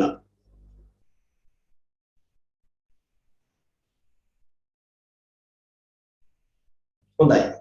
එහෙනම් ඔන්න අපිට පැහැදිලි මේ පොදු කාර්යයන් ටික හැමෝම කළාට කරන විදිය නම් එක එක්කිනාට වෙනස්. නේද? එක එක්කිනාට වෙනස්. ඒකයි මේ කියන්නේ. හොඳයි. එහෙනම් අපි යන් ටියුට් එකේ ඊළඟට බලන්න මොකද්ද කියන්නේ කියලා. අපි බලමු. මෙහෙම කියනවා ඊළඟට තියෙන්නේ බහිර්ජන්‍ය බලවේගයක් මගින් නිර්මාණය වන භූරූප ගැන කෙලින්ම කතා කරන්නේ. කවුද මේ ගලන ජලය මගින් භූරූප නිර්මාණය කිරීම? මේක ගංගා මගින් භූරූප නිර්මාණය කරන ක්‍රියාවලිය කියලා සමහරු කියනවා. මේකට සාමාන්‍ය කාදනය කියලාත් කියනවා. හරිද? ඒ නිසා මෙතන ඔය අන්වර්ථ නාම ටික ලියාගත්තා නම් හොඳයි. ගලන ජලය මගින් නිර්මාණය කරන භූරූප කියලා කියනවා. ඊළඟට ගංගා මගින් නිර්මාණය වන භූරූප කියලා කියනවා. සාමාන්‍ය කාදනය කියලා කියනවා. ඔය වගේ නම් තියෙනවා. හරි සාමාන්‍ය කාදනය ගැන නම් මෙතන ඉස්සරහට විස්තර කරනවා. දැන් බලන්නකෝ නග්නීකරණ බලවේග අතරේ. ඒ නග්නීකරණ කියන්නේ පොළොව යට තියෙන සමහර භූරූප මතු පිටට නිරාවරණය කිරීමේ ක්‍රියාවලිය කරනවා නම් ඒගොල්ලෝ නග්නීකරණ ක්‍රියාවලිය. නැත්නම් නග්නීකරණ බලවේග. අතරින් ගංගා ක්‍රියාවලිය ආර්ධ ඕනෑම ප්‍රදේශයක ක්‍රියාත්මක වන බහුල නිරීක්ෂණයක් ඇති. ඒ කියන්නේ හැම තැනම දකින්න ලැබෙන. ආර්ධ කියන්නේ තෙත්. ඒ කියන්නේ වර්ෂාපතනය වැඩි කියන අදහස කියන්නේ. තෙත් පවක් තියෙන ඕනෑම ප්‍රදේශයක නිතර දකින්න ලැබෙන බූරු පහදන මේ ක්‍රියාකාරීත්වයක් තියෙන කෙනෙක් තමයි ගලන ජලය කියන්නේ. හරි? බලවේගයක් ලෙස හඳුනාගත හැකියි. නමුත් සෙසු බහිර්ජන්‍ය බලවේග එසේ හැමතැනටම පොදු වෙලා නැහැලු. ඒ විදිහට හැමතැනම දකින්න ලැබෙන්නේ නැහැලු. ඒවා සීමිත බිම් ප්‍රදේශවලට විතරක් සීමා වෙලා තියෙනවා. තේරෙනවද කියනදී? ගලන ජලය හැරුණාම අනිත් තුන් දෙනා කවුද? සුළඟ, තරංග, ග්ලැසියර්. මේගොල්ලෝ ලෝකේ හැමතැනම දකින්න ලැබෙන්නේ නැහැ. නේද? සීමිත බිම් වල විතරයි දකින්න ලැබෙන්නේ. අපිට ගලන ජලය ආශ්‍රිත භූරූප ගැන මෙහිම පන්ති ඉගෙන ගන්න ගමන් අපිට හිතුණොත් අපි යම් පොඩ්ඩක් ගංගා මගින් නිර්මාණය වෙන භූරූප බලන්න කියලා ළඟ තියෙන අහලපාල ගංගා නිම්නයකට යන්න පුළුවන් අපිට. නේද? එයි මේ අපි ජීවත් වෙන පරිසරයේ වුණත් ඒ ආදාළ භූරූප දකින්න ලැබෙනවා. එහෙනම් ගලන ජලයෙන් නිර්මාණය වෙන භූරූප ලෝකයේ බොහෝ තැන්වල තියෙනවා. හරිද? බොහෝ තැන්වල තියෙනවා. ඊළඟට දැන් මේ කියන්නේ අනිත් තුන් දෙනා හැම නැහැ. නේද? ලෝකයේ සීමිත බිම් වල විතරයි ක්‍රියාත්මක වෙන්නේ. දැන් සුළඟ මගින් දැන් සුළඟ මෙහෙ තියෙනවා. හැබැයි භූරූප නිර්මාණය කරන තරම් ශක්තිමත් වේගවත් සුළඟ මෙහෙ ක්‍රියාත්මක වෙන්නේ නැහැ ළමයි. නේද? භූරූපයක් නිර්මාණය කරන්න තරම් ශක්තිමත් වේගවත් සුළං ධාරා මෙහි ක්‍රියාත්මක වෙන්නේ නැහැ. එහෙම තියෙන්නේ කාන්තාර පෘෂ්ඨවල විතරමයි. ඒකත් මොන කාන්තාරද? ලෝකේ කාන්තාර වර්ග දෙකක් තියෙනවනේ. සීත කාන්තාර සහ උෂ්ණ කාන්තාර. එතකොට මේ දෙකිනුත් අපිට පේනවා සුළඟ අධික ලෙස වේගවත් වෙන්නේ භූරූප නිර්මාණය වීමට දායක වෙන්නේ වියලි කාන්තාර. නේද? උෂ්ණ කාන්තාර වල තමයි සුළඟ වෙන්නේ. එතකොට සුළඟ ආශ්‍රිතව නිර්මාණය වන මොනවා හරි භූරූපයක් අපිට බලන්න ඕන නම් අනිවාර්යෙන් කාන්තාර පෘෂ්ඨයකට යන්නම වෙනවා. වෙන තැන්වල නැහැ. නේද? වෙන තැන්වල නැහැ. දැන් අපි ඊළඟට ඉගෙන ගන්නවා වෙරළ භූරූප. තරංග ක්‍රියාවලින් නිර්මාණය වෙන භූරූප. අපිට මේ ප්‍රදේශයේ ඇවිදලා කියලා බලන්න පුළුවන් තරංග භූරූප. බෑ. අපිට ඒක බලන්න නම් අනිවාර්යයෙන්ම වෙරළ සීමාවකට යන්නම වෙනවා. එහෙනම් තරංග ක්‍රියාවලින් භූරූප නිර්මාණය වෙන්නේ ලෝකයේ වෙරළ කලාපවල විතරමයි. එහෙනම් සීමිත භූමියක ක්‍රියාත්මකයි. ඊළඟට ග්ලැසියර් නිර්මාණය වෙන්නේ නැහැ නේ හැමතැනම. ඔබ දන්නවා උතුරු ධ්‍රවය, දකුණු ධ්‍රවය වගේ ද්‍රවාසන්න කලාපවල ග්ලැසියර් තට්ටු නිර්මාණය වෙනවා. ඒකේ විවාදයක් නැහැ. අඩු උෂ්ණත්වය නිසා විශාල ප්‍රදේශ පුරා බෙදෙන ආකාරයෙන් අයිස් තට්ටු හැදෙනවා. ඒ වගේම තමයි රොකි, ඇන්ඩීස්, පිරෙනීස් වගේ ඉහළම කඳුකර මුදුන් කලාපවලත් අයිස් තට්ටු නිර්මාණය වෙනවා. ඒ තැන්වලත් අපි දකිනවා ග්ලැසියර් නිසා භූරූප හැදෙනවා. ඉතින් ඒවා වෙන තැන්වල නෙමෙයි. නේද? ඔය කියන ඉහළ කඳුකර මුදුන් කලාපවලයි ඊළඟට ආර්ක්ටික්, ඇන්ටාර්ක්ටික් වගේ ග්ලැසියර් තරණයට සදා ග්ලැසියර් තරණය සිද්ධ වෙන ප්‍රදේශවල විතරමයි දකින්න ලැබෙන්නේ. එහෙනම් ඒ භූරූප තියෙන්නේ තැන්වල. එහෙනම් ඔන්න බලන්න ගලන ජලය වගේ නෙමේ ඒගොල්ලෝ සීමිත බිම් ප්‍රදේශවල විතරක් ක්‍රියාත්මක වෙනවා. හැබැයි ගලන ජලයේ ලෝකේ ඕනෑම තැන ග්ලැසියර් ක්‍රියාත්මක වන ප්‍රදේශවල ගලන ජලය තියෙනවා නේද? ඇයි? ග්ලැසියර් තට්ටුවක් දිය වෙලා යනවා නම් ඒ ගලන ජලය තමයි. නේද? ඒ නිසා භූරූප හැදෙන්න පුළුවන් එතන. කාන්තාරවල අපි කියන්නේ වැස්ස අඩුයි. සාමාන්‍ය වාර්ෂික වර්ෂාපතනය මිලිමීටර් 250ට වඩා අඩුයි කාන්තාරයක් ඒවා. හැබැයි ඉතින් කාන්තාර වලට ඉඳ හිට ධාරානිපාත වැසිය ඇදගෙන වැටෙනවා. මේ ධාරානිපාත වර්ෂ ඇදගෙන යනනම් සමහරට කාන්තාර පෘෂ්ඨයේ මත පිට ජලයෙන් භූරූප නිර්මාණය වෙනවා. ඊළඟට ඔයගොල්ලෝ දැකලා ඇති ලෝකයේ දිගම ගඟ ගලන්නේ ලෝකයේ විශාල උෂ්ණ කාන්තාරයක් හරහා. නේද? නයිල් ගඟ ගලන්නේ අප්‍රිකාවේ සහරා කාන්තාරය හරහා. ඉතින් නයිල් ගඟේ නිම්නයේ දෙපැත්තේ ගලන ජලයෙන් භූරූප හදලා තියෙනවා. ඉතින් කාන්තාර පෘෂ්ඨයේ මත පිට ජලයේ නිර්මාණ ක්‍රියාවලිය නැද්ද? තියෙනවා නේද? ඒ නිසා ගලන ජලය කියන කෙනා අපිට ලෝකයේ බොහෝ තැන්වල දකින්න ලැබෙන භූරූප නිර්මාණය කරන ක්‍රියාකාරකෙක් නේද? ක්‍රියාකාරීකෙක්. ඒ නිසා අපි මෙයාට කියනවා කවුරු කියලා? සාමාන්‍ය කාදනය. සාමාන්‍ය කාදනය කියලා කියන්නේ ওই නිසා. අපි ටියුට් එකට එමු. ඒකේ කියනවා මෙහෙම ක්‍රියාත්මක හැකිය. නමුත් සෙසු බහිර්ජන්‍ය බලවේගය අනුව ලෝකයේ සීමිත ප්‍රදේශ තුල පමණක් ක්‍රියාත්මක වෙමින් බුරුප නිර්මාණය කිරීමේ කාර්ය සිදු කරයි. අපි ලියමු උදාහරණ සීමිත බිම් ප්‍රදේශ වල ක්‍රියාත්මක වෙන හැටි. උදාහරණ අංක 1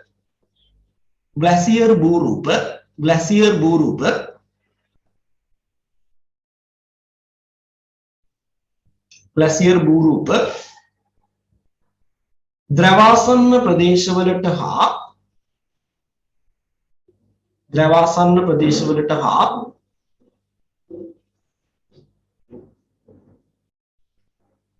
උන්නතාංශයෙන් ඉහළ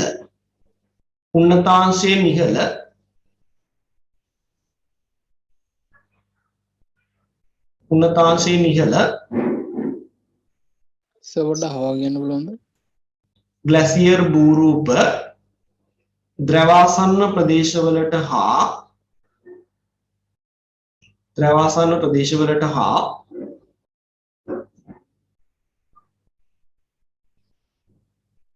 උන්නතාංශයෙන් ඉහළ කඳුකර ප්‍රදේශවලට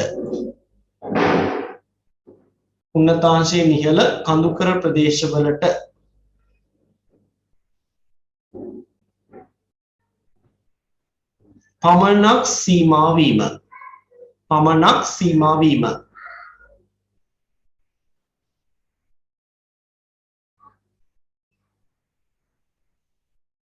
ඔන්න එක උදාහරණයක් කිව්වා. අපි ලියමු දෙවෙනි උදාහරණය. සුළඟ නිසා නිර්මාණය වන භූරූප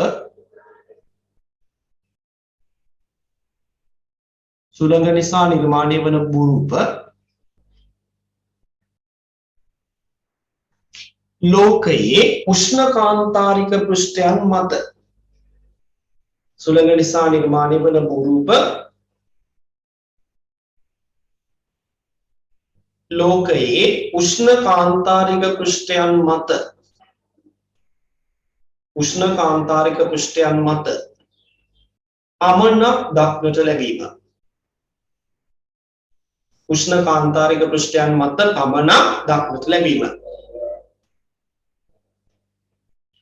උදාහරණ අංක 3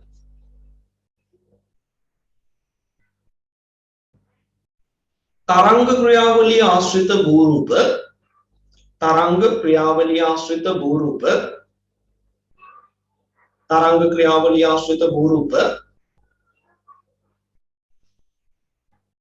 ලෝකයේ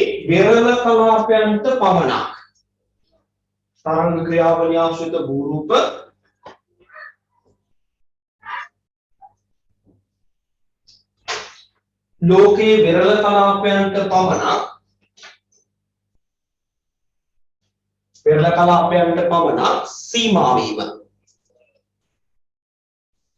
කලාපයන්ට පමණක් සීමා වීම. එහෙනම් ඔන්න අපිට පැහැදිලි ඒගොල්ලෝ එහෙම සීමිත බිම් ප්‍රදේශවල පමණක් ක්‍රියාත්මක වෙලා භූරූප හදන කට්ටිය. හරි? හොඳයි. එහෙනම් ටියුට් එකේ අපි ඊළඟ කොටසට යමු. සාමාන්‍යයෙන් දැන් අපි කිව්වේ ගංගාවක් එහෙම නැහැ. ඕනෑම තැනක ක්‍රියාත්මක වෙලා භූරූප නිර්මාණය කරන කෙනෙක්. බලන්න සාමාන්‍යයෙන් ගංගාවක් විලකින්, උල්පතකින් හෝ වෙනත් ජල මුලා. මොකද්ද මේ වෙනත් ජල මුලාශ්‍රය? ග්ලැසියරයක් දී වෙලා යන ජලයෙන් හිම ආරම්භ වෙන්න පුළුවන්. උදාහරණයක් විතර ගත්තාම යුරෝපයේ ගලා යන රයින් ගංගාව ආරම්භ වෙන්නේ ග්ලැසියර් තට්ටුවක් දී වෙලා යන ජලයෙන්. නේද? ග්ලැසියරයක් දී වෙලා යන ජලයෙන්. එහෙම තියෙනවා. වෙනත් ජල මුලාශ්‍රයකින් ප්‍රභවය ලබයි. විලකින් ආරම්භ වෙන එකක් නේ. ඉතින් ඔය නයිල් කලින් කිව්වේ. නේද? උල්පත් වලින් ආරම්භ වෙන ඕන තරම් තියෙනවා. ලංකාවේ ඔක්කොම ගංගා ටික උල්පත් වලින් තමයි. හරි? දැන් මේ ගඟක් තමන්ගේ ජීවන ක්‍රියාවලිය ආරම්භ කරන මූලාශ්‍ර ටික කියන්නේ මේ. ගංගාවක ප්‍රභවයේ සිද්ධ වෙන ස්ථාන ගැන කියන්නේ. එතකොට ගංගාවක ප්‍රභවයේ සිද්ධ වෙන්න පුළුවන් විලකින්, උල්පතකින් හෝ වෙනත් ජල මූලාශ්‍රයකින්. අන්ඩර්ලයින් කරලා වන්න වෙනත් ජල මූලාශ්‍රය තැන ලියන්න ග්ලැසියරයක් දියවන ජලයෙන් වගේ නේද? එහෙම ආරම්භ වෙන්න පුළුවන්. ගංගාවක් තම ජීවන ක්‍රියාවලියේදී, ඒ කියන්නේ ඔය ආරම්භක අවස්ථාවේ ඉඳලා මෙයා ගලනවා සාගරයකට. එහෙම නැත්නම් මුහුදකට. එහෙමත් නැත්නම් වෙනත් අභ්‍යන්තර ජලාශයකට. අර වගේ තැනකින් පටන් අරගෙන එක්කෝ ජලාශයකට, එක්කෝ මුහුදකට, එක්කෝ සාගරයකට. දැන් බලන්න උතුරු ඇමරිකාවේ ගලන මිසිසිපි ගඟ ඇට්ලන්ටික් සාගරයට වතුර ගෙනත් දාන්නේ. නේද?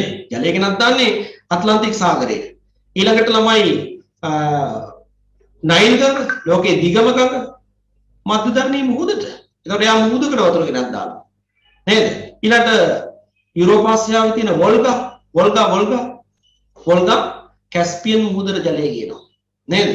එහෙම අපිට පේනවා. එතකොට යා අභ්‍යන්තර ජලාශයකට ජලය දුන්නා. එහෙනම් ගංගාවක ජීවන ක්‍රියාවලිය උස් ස්ථානයකින් ආරම්භ වෙලා ඒක විලකින් එහෙම නැත්නම් ග්ලැසියර් දියවන ජලයෙන් එහෙම නැත්නම් විලකින් ආරම්භ වෙලා අනිවාර්යයෙන්ම සාගරයකට මුහුදකට යනවා කියලා කියන්න බෑ අපිට. පහත් ප්‍රදේශයක් කරා ගලලා එක්ක සාගරයකට එක්ක මුහුදකට එහෙම නැත්නම් අභ්‍යන්තර ජලාශයකට ජලය උදාහරලා තමන්ගේ ජීවන ක්‍රියාවලිය කටයුතු අවසන් කරනවා. නේද? අවසන් කරනවා. එතකොට මෙහෙම කියනවා ගංගාවක් තම ජීවන ක්‍රියාවලියේදී විවිධ අවස්ථාවලට යටත්ව භූලක්ෂණ නිර්මාණය කරයි. දැන් ওই ජීවන ක්‍රියාවලියේදී යා භූරූප හදනවා තැන් තැන්වල. විවිධ භූරූප මොනවෙන්ද හදන්නේ? එක්ක කාදරේ එහෙම නැත්නම් නිදි සාධනේ. නේද? එතකොට එහෙම භූරූප නිර්මාණය වෙනවා. මෙසේ භූරූප නිර්මාණය කිරීමට අවශ්‍ය ශක්තිය උත්පාදනය කරගනු ලබන්නේ ගලන ජලයේ නැති කරන චාලක ශක්තිය මගින්. අන්න ඒක වැදගත්. ගංගාවක් භූරූප නිර්මාණය කරන ක්‍රියාවලියට අවශ්‍ය ශක්තිය උත්පාදනය කරගන්නේ උපදවා ගන්නේ කොහොමද? ගලන ජලයේ මගින් ඇති කරගන්නා චාලක ශක්තිය. හරි? ගංගාවක් තමා සතු චාලක ශක්තිය යොදා ගනිමින් පවතින භූරූප වෙනස් කිරීමත්, ඒ කියන්නේ හැදලා තියෙනවා නම් වෙනස් කරනවා, නව භූරූප නිර්මාණය කිරීමත් සිදු කරයි. මේ සඳහා ජීර්ණය සහ කාදනයෙන් ද්‍රව්‍ය ඒකරාශී කරගත යුතු අතර ඒවා පරිවහනය හා නිදි සාධනයක් සිදු කළ යුතුයි. පරිවහනය කරනවා වගේම නිදි සාධනයකුත් කරන්න ඕනේ. ඒ නිසා ගංගාවේ අපිට හම්බ වෙනවා කාදිත භූරූප නිදි සාධක භූරූප කියලා වර්ග දෙකක්. කාදනයෙන් එක්රස් කරගන්නා ද්‍රව්‍ය භාරය වශයෙන් හැඳින්වේ. අන්නේ ද්‍රව්‍ය කියන තැනට කමාවක් වෙනවා. ද්‍රව්‍ය භාරය වශයෙන් හැඳින්වේ. මේ අනුව නග්නීකරණ බලවේගයක් තම ක්‍රියාවලිය තුළ නිර්මාණය කරන ලබන භූරූප කාදිත පරිවහන හා නිදිසාදිත භූරූප වශයෙන් වර්ග තුනකට බෙදා දැක්විය හැකිය. හරි, වර්ග තුනකට. මෙතනින් කපලා දාන්න පරිවහණය කියන එක. පරිවහණය කියන එක කපලා තුනකට කියලා කියනවා. තුනකට කියන එක කපලා එක දෙකකට කරගන්න. පරිවහණය ආශ්‍රිත භූරූප කියලා වර්ගයක් උතන කතා කරන්න බෑ.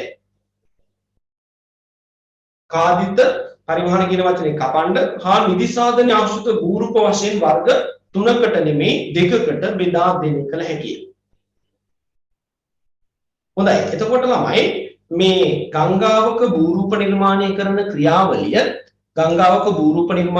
ක්‍රියාවලිය මේ මිනිස්සෙගේ ජීවිතේ ගෙවි යන මේ කාල පරිච්ඡේදයට සමාන කරලා මනුෂ්‍ය ජීවිතයේ ගෙවි යන කාල පරිච්ඡේදයට සමාන කරලා ඒ භූරූප නිර්මාණය කරන ක්‍රියාවලිය බොහොම රසවත් විග්‍රහ කරපු භූරූප විද්‍යාඥයෙක් තමයි විලියම් මොරිස් ඩේවිස් කියන්නේ.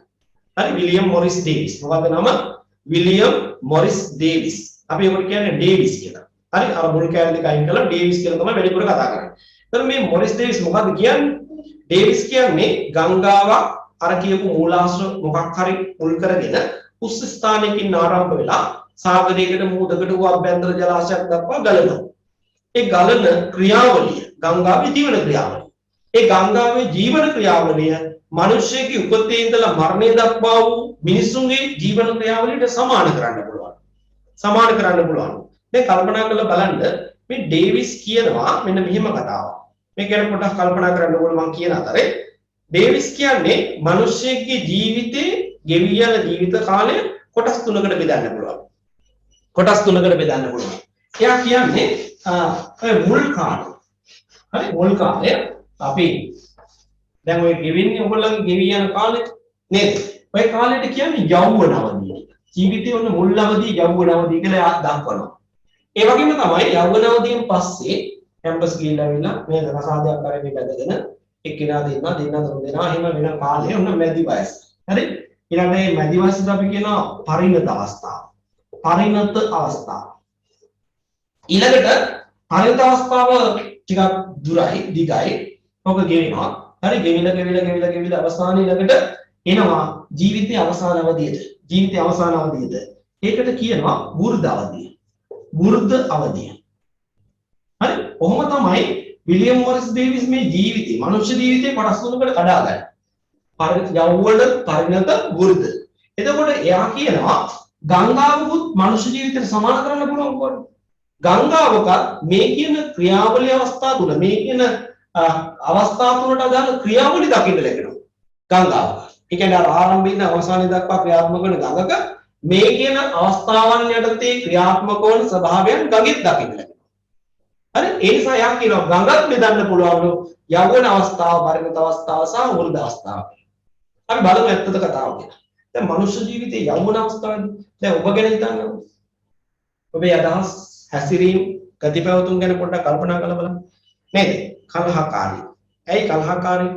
යවුණනේ. නේද? අයුක්තිය, අසාධාරණී වගේ දේවල් බොහොම මේ පෙන්වන්න බෑ. ඒක දරා ගන්න බෑ. දැක්කාම නේද? අපේ වචනේ කියන්නේ යකා නගිනවා. නේද? ඔයාගේ වචනේ උඩ වඩා හොඳ ඒවා ඔයගොල්ලෝ තියෙනවා. නේද? හිම තත්ත්වයක ඉන්නේ මේ කාලේ. එතකොට දැන් පාරේ යනකොට මේ දෙන්නේ ගහ ගන්නවා. හරි දෙන්නේ ගහ ගන්නවා. අපිටත් හිතනවා නිකන් දන්නේ නැහැ මොකක්ද හේතුව කියලා. නේද? දෙන්න ගහ ගන්න නිකන් ජොලියට දන්නේ නැහැ. අපි අරක දැක්කම නිකන් අපිටත් ඒක ඇලලන්නේ දෙනවා. නේද? මේ වගේ කාලයක් තමයි මේ යවුණ අවස්ථාව. ගිහිල්ලා නේද? ගහලා සමාන ගුටිත් කාලේ යන්නත් දැන. හරි? ඒ කාලේ යවුණ කාලේ හැටි ගඟකුත් එහෙමනේ. ගඟ ගහ ගන්න යනවා නෙමෙයි. හරි? ගඟකුත් එහෙමයි. ආරම්භක මුල් අවස්ථාව පටන් ගන්නේ බොහොම ඉහළ උන්නත ආශයකින්. නේද? ඉහළ උන්නත ආශයකින් පටන් අරගෙන ගලන්නේ කොහොමද? දල බෑවුන් දිගේ. දල බෑවුන් පොඩ්ඩයි වතුර තියෙන්නේ. ගංගා නිම්නේ බැලුවොත් චුට්ටයි වතුර තියෙන්නේ. අර යවුණ අවස්ථාවේ වගේ තමයි. ජීවන අත්දැකීම් ටික සමාන කළොත් අර වතුර ප්‍රමාණයට ඒ වගේ තමයි. ජීවන අත්දැකීම් අඩුයි. ගැහුවොත් ගුටි කණ්ඩ වෙයිද? නේද? ගුටි කෑවහම අඬු කැඩෙයිද? තුවාල වෙයිද? ඕවා කල්පනා වෙන්නේ පස්සේ. අත්දැකීම් අඩුයි. ඒක දැක්කම ගහන්න තමයි ඉන්නේ. නේද? පරිවර්තය යනවා මරා ගන්න ඔහොම කාලයක් ගිරේ. ගඟත් ඒ වගේ තමයි. වතුර පොඩ්ඩයි. ඒ කියන්නේ අත්දැකීම් අඩුයි. අර හැබැයි බෑවුම වැඩි. නේද? කාය ශක්තිය තරුණවදීදී වැඩි. ඒ සතම ගහගන්නේ. එතකොට අර ගඟ යෞවන අවස්ථාවේදී අර දල බෑවුම් දිගේ වේගයෙන් ගලනවා. අර මිනිස්යාගේ යෞවන අවස්ථාවේ කාය ශක්තිය වැඩි වගේ තමයි අර බෑවුම් දිගේ ගලන හින්දා වේගවත් බව වැඩි. ගලාන ජල වේගවත් බව වැඩි. ඒ නිසා අපි කියනවා මේ අවස්ථාවේ චාලක ශක්තිය උපරිමයි. ඕනිම හම්බෙන දෙයක් කඩාගෙන විදගෙන මැඩගෙන ගංගානින්නේ හදාගෙන ඉස්සරහට ඇදෙන්න හැකියාව තියෙනවා. ඉස්සරහට ඇදෙන්න හැකියාව තියෙනවා යෞවන අවස්ථාවේ. ඉතින් ඩේවිස් දකිනවා අර මනුෂ්‍ය ජීවිතයේ තියෙන කලහකාරී බව, ශක්තිමත් බව නේද? ජවය මේ ගංගාවේ තිහළ කොටසේ තියෙනවා. ආරම්භක මුල් කලාපය. හරි? එහෙම තියෙනවා. ඊළඟට පරිණත අවස්ථාව ගැන කියනවා. මනුෂ්‍යයාගේ පරිණත අවස්ථාව කියලා කියන්නේ දැන් අර තනිකඩ නේද? නේද? බිරිඳ ඉන්නවා, සමහරට දරුවෝ ඉන්නවා. එහෙම වගකීම් සම්භාරයක් දැන් පැවරලා තියෙනවා. තමන් මත යැපෙන පිරිසක් ඉන්නවා පිටිපස්සේ. නේද? එහෙම කණ්ඩායමක් ඉන්නවා. ඒ නිසා හැම විටම අර තරුණ අවදීදී යෞවන අවදීදී වගේ බෑ හිතන්න. නේද? එහෙම හිතන්නේ නැහැ. දැන් තමන්ට කලින් හිතන්නේ තමන්ගේ පිටිපස්සේ ඉන්න යැපෙන්න ගැන. නේද? ඒ වගේම තමයි දැන් අර ජීවිතේට අත්දැකීම් එකතු වෙලා තියෙන්නේ. ඒ කාලේ ගහගෙන කුටි කාල නේද? ඔලු බලාගෙන මහුන් දාගෙන ඒ අත්දැකීම් දැන් තියෙනවා. ඒ නිසා දැන් දෙන්නේ ගහ ගන්නවා. නේද? දැන් යන්නේ නැහැ. දැන් යන්නේ ඒ ගහ ගන්න.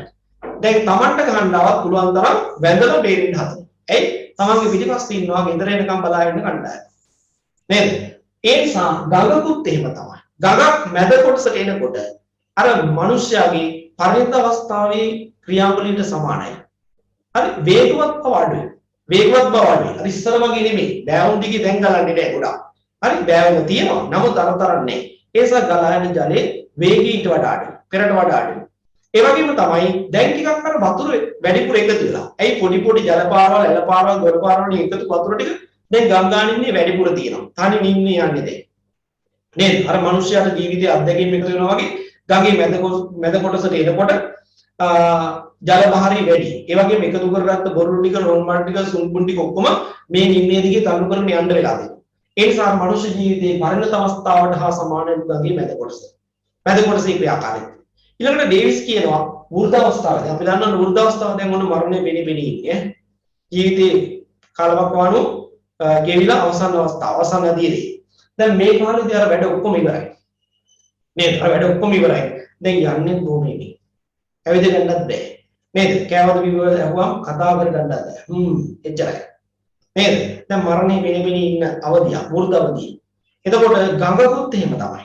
අර කියපු දල බෑවුම් දිගේ ගලන යෞවන අවස්ථාව බහුකල පරිණත අවස්ථාවට ඇවිල්ලා උන්න දැන් ගඟ සාගරයට හරි මුහුදට හරි එහෙමත් නැත්නම් අර අභ්‍යන්තර ජලාශයට හරි ජලයේ මුදා හරින්න යන මහ තැන්තලා කලාප යන්නේ.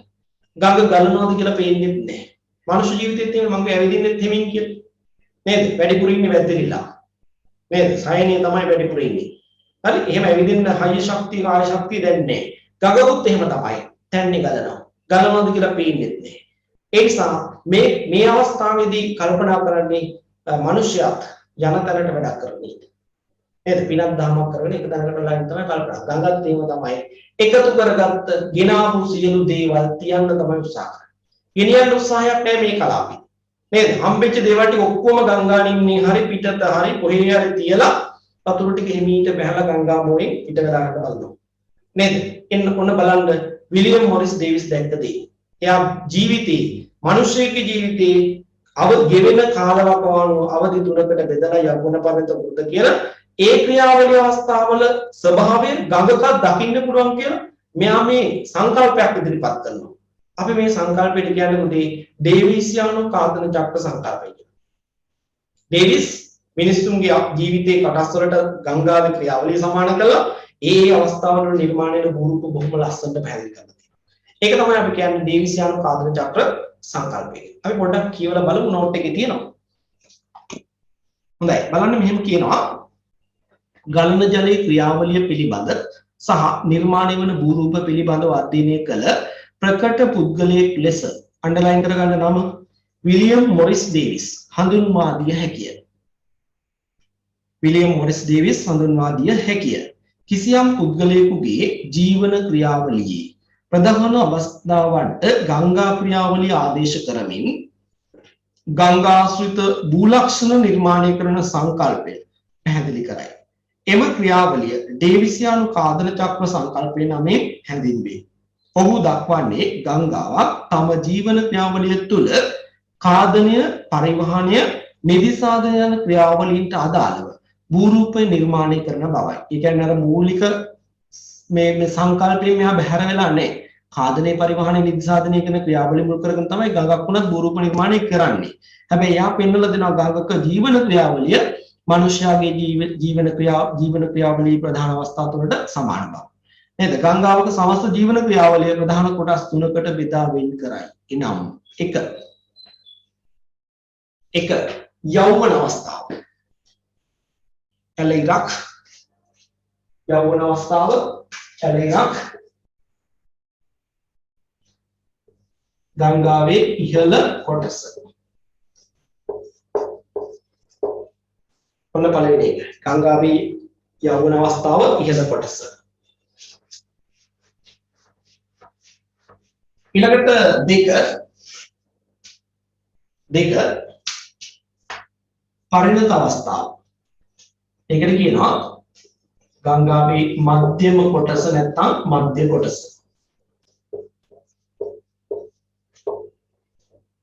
පරිණත අවස්ථාව ඇලෙරක් මධ්‍යම කොටස.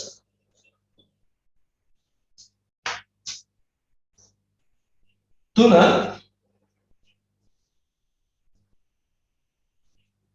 වෘද්ධ අවස්ථාව. වෘද්ධ අවස්ථාව. ඒකට කියනවා ගංගාවේ පහළ කොටස. වෘද්ධ අවස්ථාව නැත්නම් පහළ කොටස.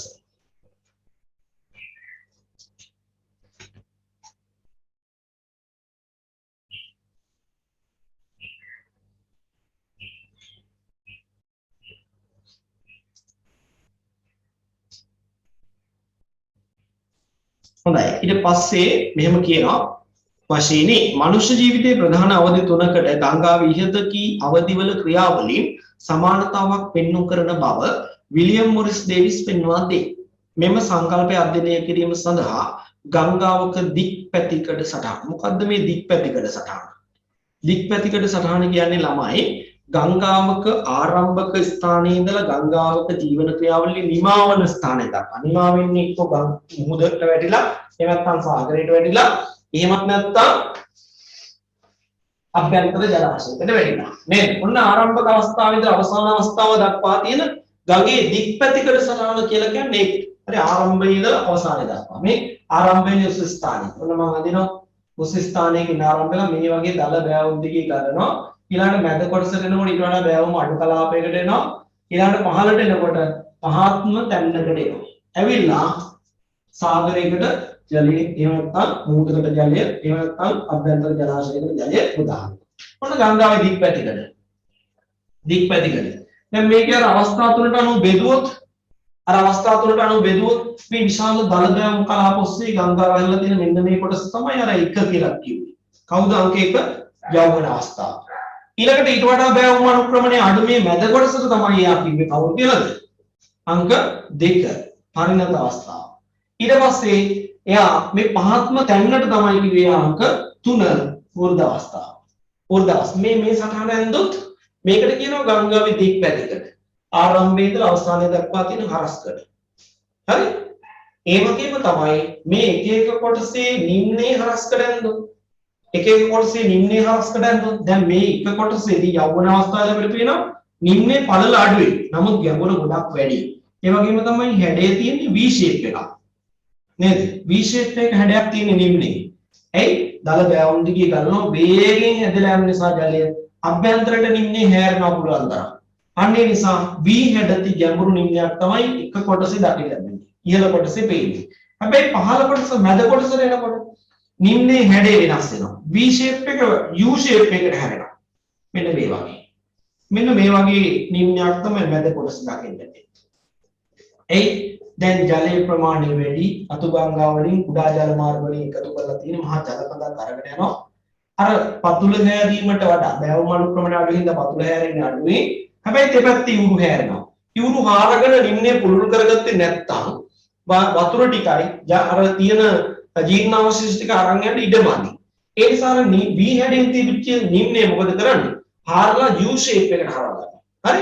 ඒ නිසා අපිට මැද කොටසේ පේන ගංගා නිම්නේ මේ වගේ. පැතිකඩ මේ වගේ.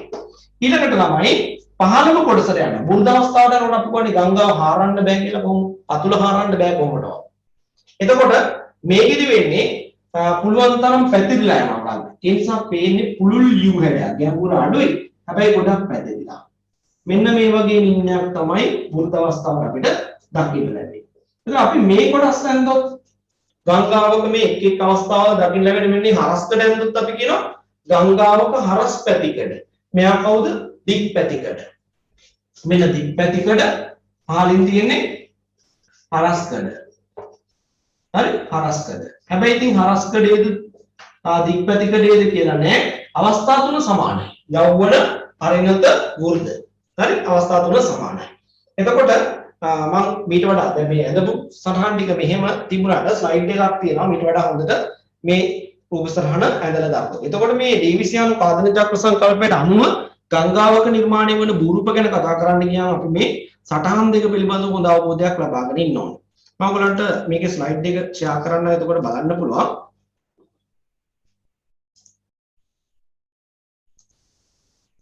හොඳයි. මේ කියන්නේ අර පොදු කාර්යයන් ටික ගැන අපි ඒවා කතා බහ කළා.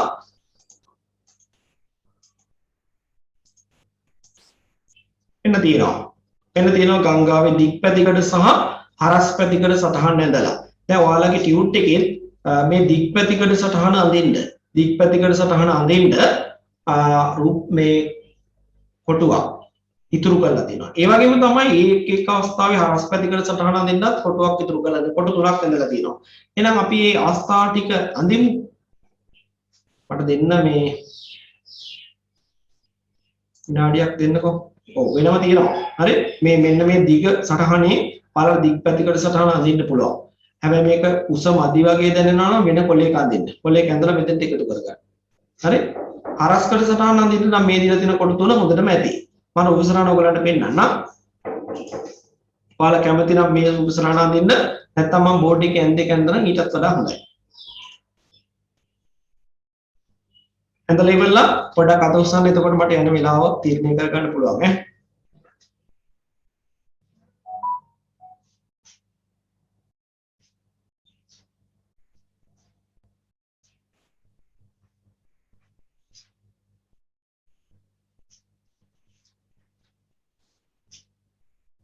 ඔය ස්ලයිඩ් එකේ තියෙන එක අමාරුයි වගේ නම් මේක අදින්න.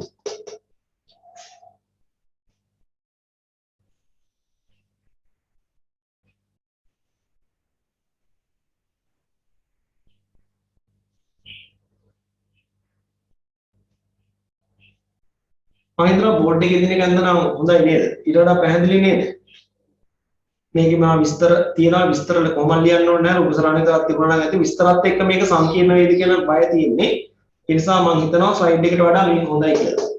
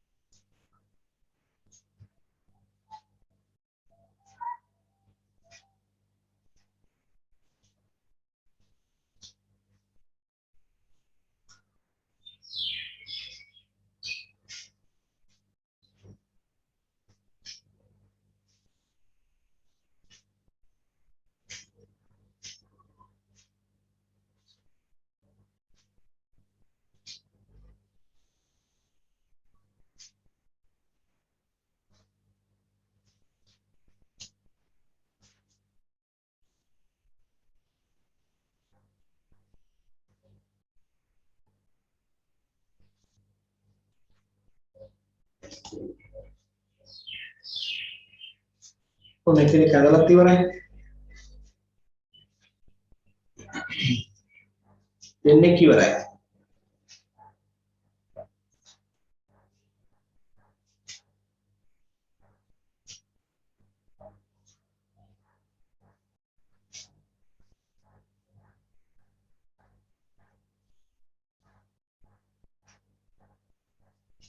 තුනක් ඉවරයි. ඒ කියන්නේ අනිත් පැත්තත් වෙලාව ඇති.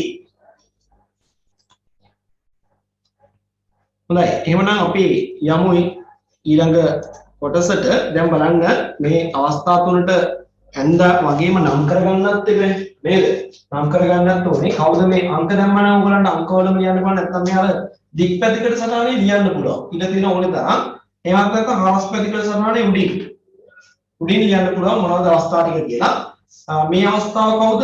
මම මේ මැද්දෙන් ලියනවා යෞවන අවස්ථාව. යෞවන අවස්ථාව. ඔයගොල්ලෝ රූපසරණයක දාගන්න නේ. ඊළඟට අංක 2 කියලා පෙන්වන්නේ මොකද්ද? පරිණත අවස්ථාව. පරිණත අවස්ථාව. ඊළඟට අංක 3 කියලා පෙන්වන්නේ අපි වෘද්ධ අවස්ථාව. වෘද්ධ අවස්ථාව. රූපසරණයේ මේ ටික දක්වන්නේ. දැන් අපි මේක ඉතර ගණන් ගන්න තුනට ඒක අවුරුද්දක විභාග පේපර් එකේ පූර්ව ප්‍රශ්නේ පූර්ව පත්වලට අදාළ ප්‍රශ්නේ ලකුණු 4ක් දුන්නේ මේ රූපසරහනට. ලකුණු 4ක් දුන්නේ මේ රූපසරහනට. හිතා ගන්නත් බෑ නේද? හරි? දීලා තිබුණ ප්‍රශ්නේ මෙහෙමයි. මට මතක තියෙන්නේ 2013. හරි 2013 කියලා මතක. 13 හෝ 14. දීලා තිබුණේ ගංගාවක දික්පැතිකඩ සටහනේ කොටස් නිවැරදිව ඇඳ නම් කරන්න. මේ රූපසරහන ඇඳලා මේ තුන ලියුවා නම් ලකුණු 4ක්. හරි? දැන් 2003න් පස්සේ අහුවේ නැති නිසා ඔබෙන් අහන්න දන්නෙත් නැහැ හොඳේ. ඉන්ෆා වැඩි අවධානයක් ඒකන යොමු කරන්න. හොඳයි අපි යමු ඊළඟට කියනවා මේ අවස්ථාවන් වල ක්‍රියාකාරීත්වය විස්තර කරන්නයි හදන්නේ. යෞවන අවස්ථාවේ ක්‍රියාවලිය. මොකක්ද ළමයි මේ යෞවන අවස්ථාවේ ක්‍රියාවලිය? දැන් අපි කිව්වනේ බහිර්ජන්‍ය බල හැම එකක්ම කාදනයේ පරිවහන නිර්සාධනය කියන ක්‍රියාවලිය තුනනේ කරන්නේ. දැන් මේ ඉහළම කොටසේ මෙන්න මේ කොටසේ ක්‍රියාවලිය තමයි දැන් ස්වභාවික කොට දන්නවනේ බෑවුම් ශීඝ්‍රතාව වැඩි. ගොඩාක් දල බෑවුම් කලාප හරහා ගංගා නිම්නේ වැල්ලා තියෙනවා. ඒ නිසා වේගයෙන් ජලය ගලා යනවා. චාලක ශක්තිය කියන එක උපරිමයි. ඒ නිසා ගංගා නිම්නේ පුළුවන් තරම් ගැඹුරට හාර ගංගා නිම්නේ V shape එක රැක ගන්න උත්සාහ කරනවා. නේද? V හැඩතේ නිම්න හදනවා. එහෙනම් මේ කොටසේ මේ යෞවන අවස්ථාවේ ප්‍රධාන ක්‍රියාවලිය වෙන්නේ නිම්නය පතුල හැරීම. පතුල හැරීම. ඒ නිසා අපි ඒකට කියනවා මොන කාදනය කියලා? සිරස් කාදනය තමයි ප්‍රබල වෙන්නේ. සිරස් කාදනය. හරි? මේ කොටසේ ප්‍රධාන ක්‍රියාවලිය වෙන්නේ කාදනය. කාදනයේ වර්ග දෙකයි. මොකද්ද කාදනයේ වර්ග දෙක? කාදනය වෙන්න පුළුවන් මෙහෙම. පතුල හැරෙන්න පුළුවන්. ඒකට අපි කියනවා සිරස් කාදනය. ඒ වගේම තමයි යම් තැනක කාදනය මෙහෙම වෙන්නත් පුළුවන්. දෙපැත්ත ඉහුරු හැරීම. අපි ඒකට කියනවා ආංශික කාදනය. එතන මේ යෞවන අවස්ථාවේ ප්‍රධාන ක්‍රියාවලිය වෙන්නේ කාදනය. ඒකිනුත් ප්‍රබල වෙන්නේ සිරස් කාදනය. ඒ නිසා තමයි නිම්න පතුල හාරලා මේ විදිහේ ගැඹුරු පටු නිම්න නිර්මාණය කරන්නේ. එහෙනම් අපි ලියමු යෞවන අවස්ථාවේ ක්‍රියාවලිය ගැන. ලියන්න. යෞවන අවස්ථාව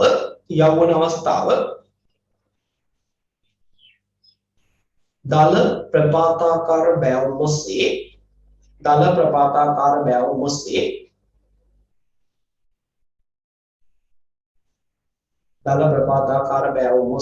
වැටි ඇති නිසා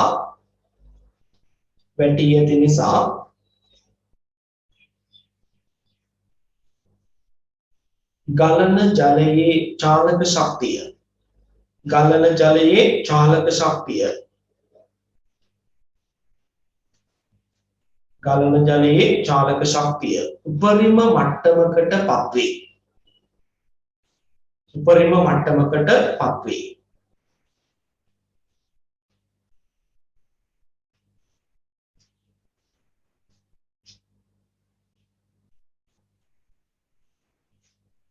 ඒ නිසා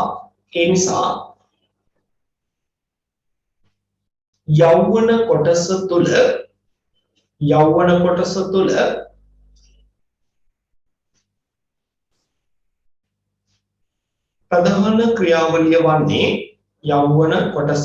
ප්‍රධාන ක්‍රියාවලිය වන්නේ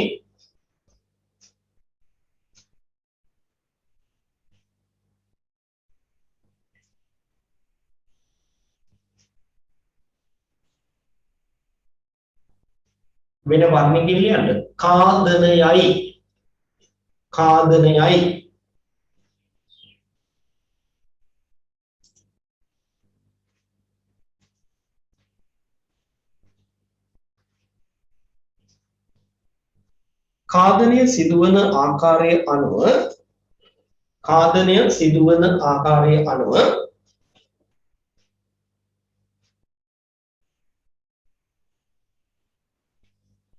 කාදනය සිදුවන ආකාරය අනුව පළවෙනි තරු ලකුණ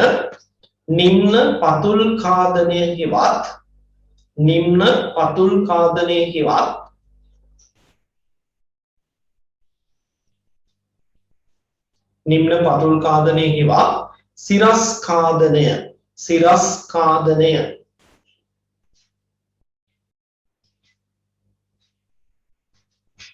අංක 2 දෙවෙනි තරු ලකුණ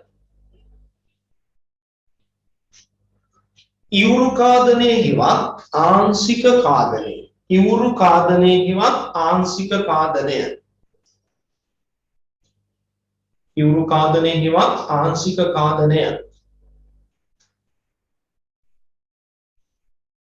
වශයෙන් ප්‍රධාන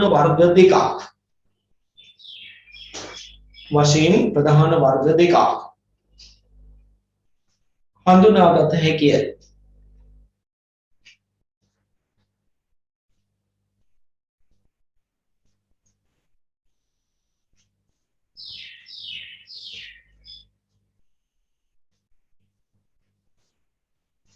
යෞවන කොටස තුල නැත්නම් යෞවන අවස්ථාව තුල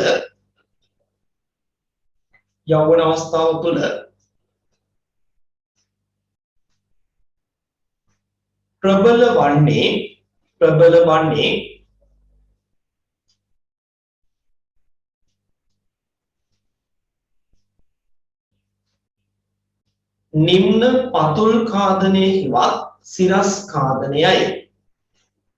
නිම්න පතුල් කාදනය හෙවත් සිරස් කාදනයයි. ඒ නිසා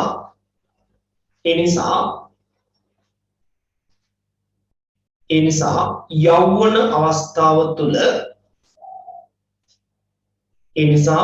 අවස්ථාව තුල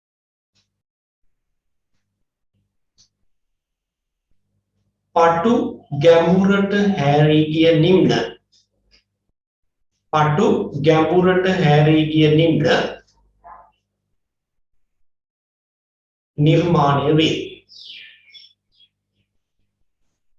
ගැඹුරට හැරී ගිය නිම්න නිර්මාණය වේ. හොඳයි. දැන් එහෙනම් ඕකෙදි මතක තියාගන්න ඕනි යෞවන කොටස කියලා හඳුන්වන මේ ගංගාවේ ඉහළ කොටසේදී සිද්ධ වෙන ප්‍රධාන ක්‍රියාවලිය තමයි කාදනය. කාදනය තමයි ප්‍රමුඛ ක්‍රියාවලිය. ඒකෙත් කාදනයේ වර්ග දෙකක් පෙන්නලා දුන්නා. ඒ වර්ග දෙකෙන් වැඩිපුරම සිද්ධ වෙන්නේ නිම්න පත්ල හාරලා නිම්නේ ගැඹුරු කර ගැනීම. හරි? හොඳයි. අපි යන් ඊළඟට පරිණත අවස්ථාව ගැන කතා කරමු. පරිණත අවස්ථාවේ ක්‍රියාවලිය. ඒ කියන්නේ ගඟේ මැද කොටස. මැද කොටසට එනකොට මොකද වෙන්නේ? ගංගා නිම්නය පෙරට වඩා බැවුම් ශීඝ්‍රතාව අඩු කලාපයකට තමයි අවතීර්ණ වෙලා තියෙන්නේ. ඒ නිසා යෞවන අවස්ථාවේ තරම් වේගයෙන් ජලය ගලන්නේ නැහැ. වේගයෙන් ජලය ගලන්නේ නැහැ. ඒ නිසා චාලක ශක්තිය පෙරට වඩා දුර්වලයි. කාදනය කියන එක හැබැයි නැවතිලා නැහැ. කාදනය කියන එක නැවතිලා නැහැ. නතර වෙලා තියෙනවා මේ සිරස් කාදනය. නිම්න පතුල හැරීම නතර වෙලා තියෙනවා. හැබැයි ඒ වෙනුවට තාම සිද්ධ වෙනවා ආංශික කාදනය, ඉවුරු කාදනය. අන්න ඒ නිසා තමයි මේ V shape එකකට ගැඹුරට හැරී ගිය නිම්න දැන් U හැඩයකට පරිවර්තනය වෙමින් තියෙන්නේ. මේ කොටස වෙනකොට අතු ගංගා වලින් අපශාකා වලින් එකතු කරපු ජල ප්‍රමාණය දැන් වැඩි. ප්‍රධාන නිම්නයේ ජල භාරය වැඩි. ඒ වගේම තමයි කාදන අවස්ථාවේදී එකතු කරගත්ත ජීර්ණාවශේෂ ගොඩකුත් ඉස්සරහට ගෙනියන්න තියෙනවා. ඒ නිසා නිම්නයේ ඉඩමදි. නේද? වේගය අඩුයි, නිම්නයේ ඉඩමදි, මහ විශාල ජල කඳක් ජීර්ණාවශේෂ තොගයක් පරිවහණය කරන්නත් සිද්ධ වෙලා තියෙනවා. ඒ නිසා මේ කොටසෙන් සිද්ධ වෙන්නේ දෙපැත්තේ ඉවුරු දෙක හාර නිම්නය පුළුල් කරගන්න. ගැඹුරට හැරීම කරන්න බෑ ජලයේ වේගය අඩු නිසා. ඒ නිසා ඉවුරු හාරලා නිම්නය පුළුල් කරගෙන ගඟ ගලා යාම සිද්ධ වෙනවා. එතකොට මේ අවස්ථාවේ ප්‍රධාන ක්‍රියාවලිය වෙන්නේ කාදනය නෙමෙයි. කාදනය අතුරු ක්‍රියාවලිය. හරි අතුරු ක්‍රියාවලිය. මේ කොටසේ ප්‍රධානම ක්‍රියාවලිය අභියෝගී තමයි කාදන අවස්ථාවේදී ගඟට එකතු කරලා දුන්න ජලයේ ටිකයි ජීර්ණාවශේෂ ටිකයි කොහොම හරි ඉස්සරහට ගෙනියලා දෙන්නේ. හරි ඉස්සරහට ගෙන යාම තමයි ප්‍රධාන ක්‍රියාවලිය. ඒ කියන්නේ මැද කොටසේ ප්‍රධාන ක්‍රියාවලිය වෙන්නේ පරිවහන ක්‍රියාවලිය. ද්‍රව්‍ය පරිවහනය. ජලය සහ ජීර්ණාවශේෂ ද්‍රව්‍ය ඉදිරියට ගෙන යාම තමයි ක්‍රියාවලිය. නමුත් මතක තියාගන්න ඕනේ ඒක ප්‍රමුඛ ක්‍රියාවලිය වෙනකොට අතුරු ක්‍රියාවලියක් විදිහට සිද්ධ වෙනවා කාදන ක්‍රියාවලිය. තාම නැවතිලා නැහැ. නේද? සිද්ධ වෙනවා මොන කාදනයේද? ආංශික කාදනය නැත්නම් විරු කාදනය. අපි ඒක නෙමෙයි.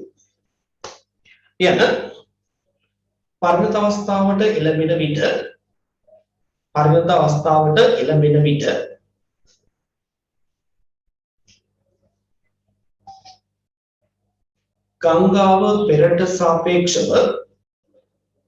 ගංගාව පෙරට සාපේක්ෂව බැවුම් ශීඝ්‍රතාව අඩු කලාපයකට එළඹේ. බැවුම් ශීඝ්‍රතාව අඩු කලාපයකට එළඹේ.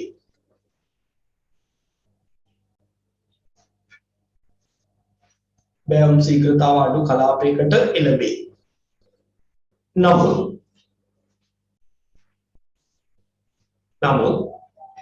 අතු ගංගා වලින් සහ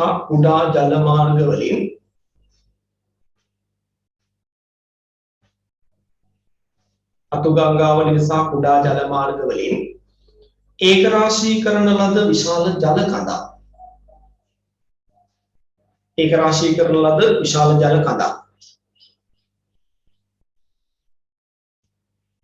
සහ යෞවන අවස්ථාවේ කාදන ක්‍රියාවලියෙන්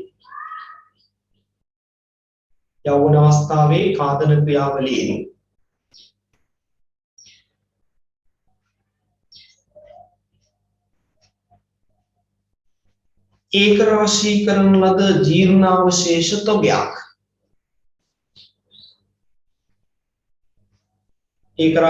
ලද ජීර්ණාවශේෂ තොගයක්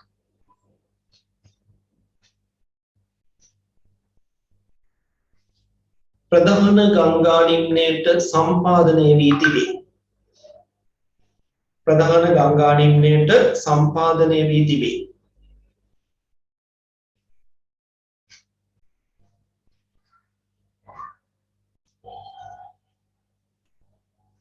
ඒ නිසා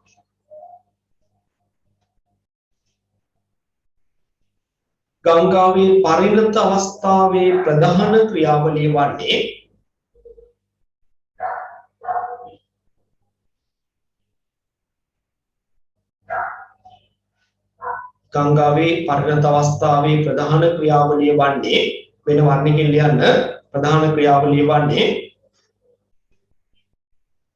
जीर्णावशेष द्रव्य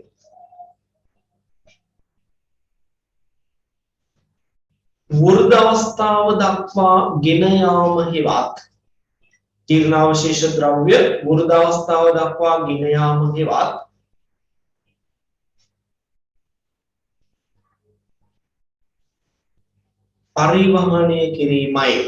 පරිවහනය කිරීමයි නමුත්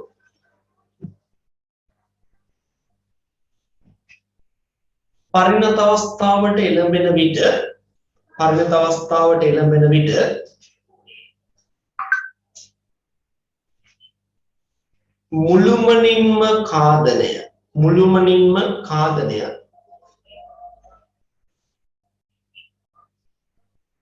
මුළුමනින්ම කාදනය අවසන් වී නැත.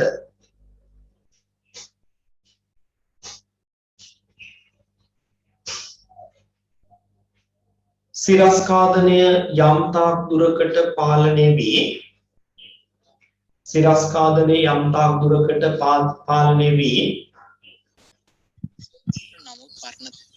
සිරස් පතුල හැරීම සිරස්කාදනය යම් පමණකට පාලනය වී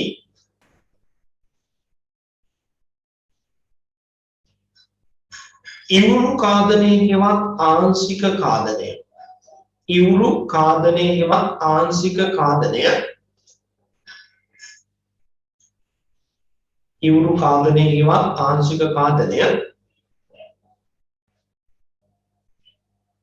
ප්‍රබල වීමක් නිරීක්ෂණය කළ හැකිය.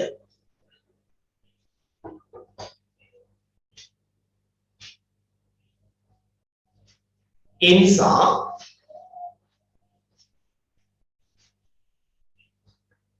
පටු ගැඹුරු වී හැඩති නිම්න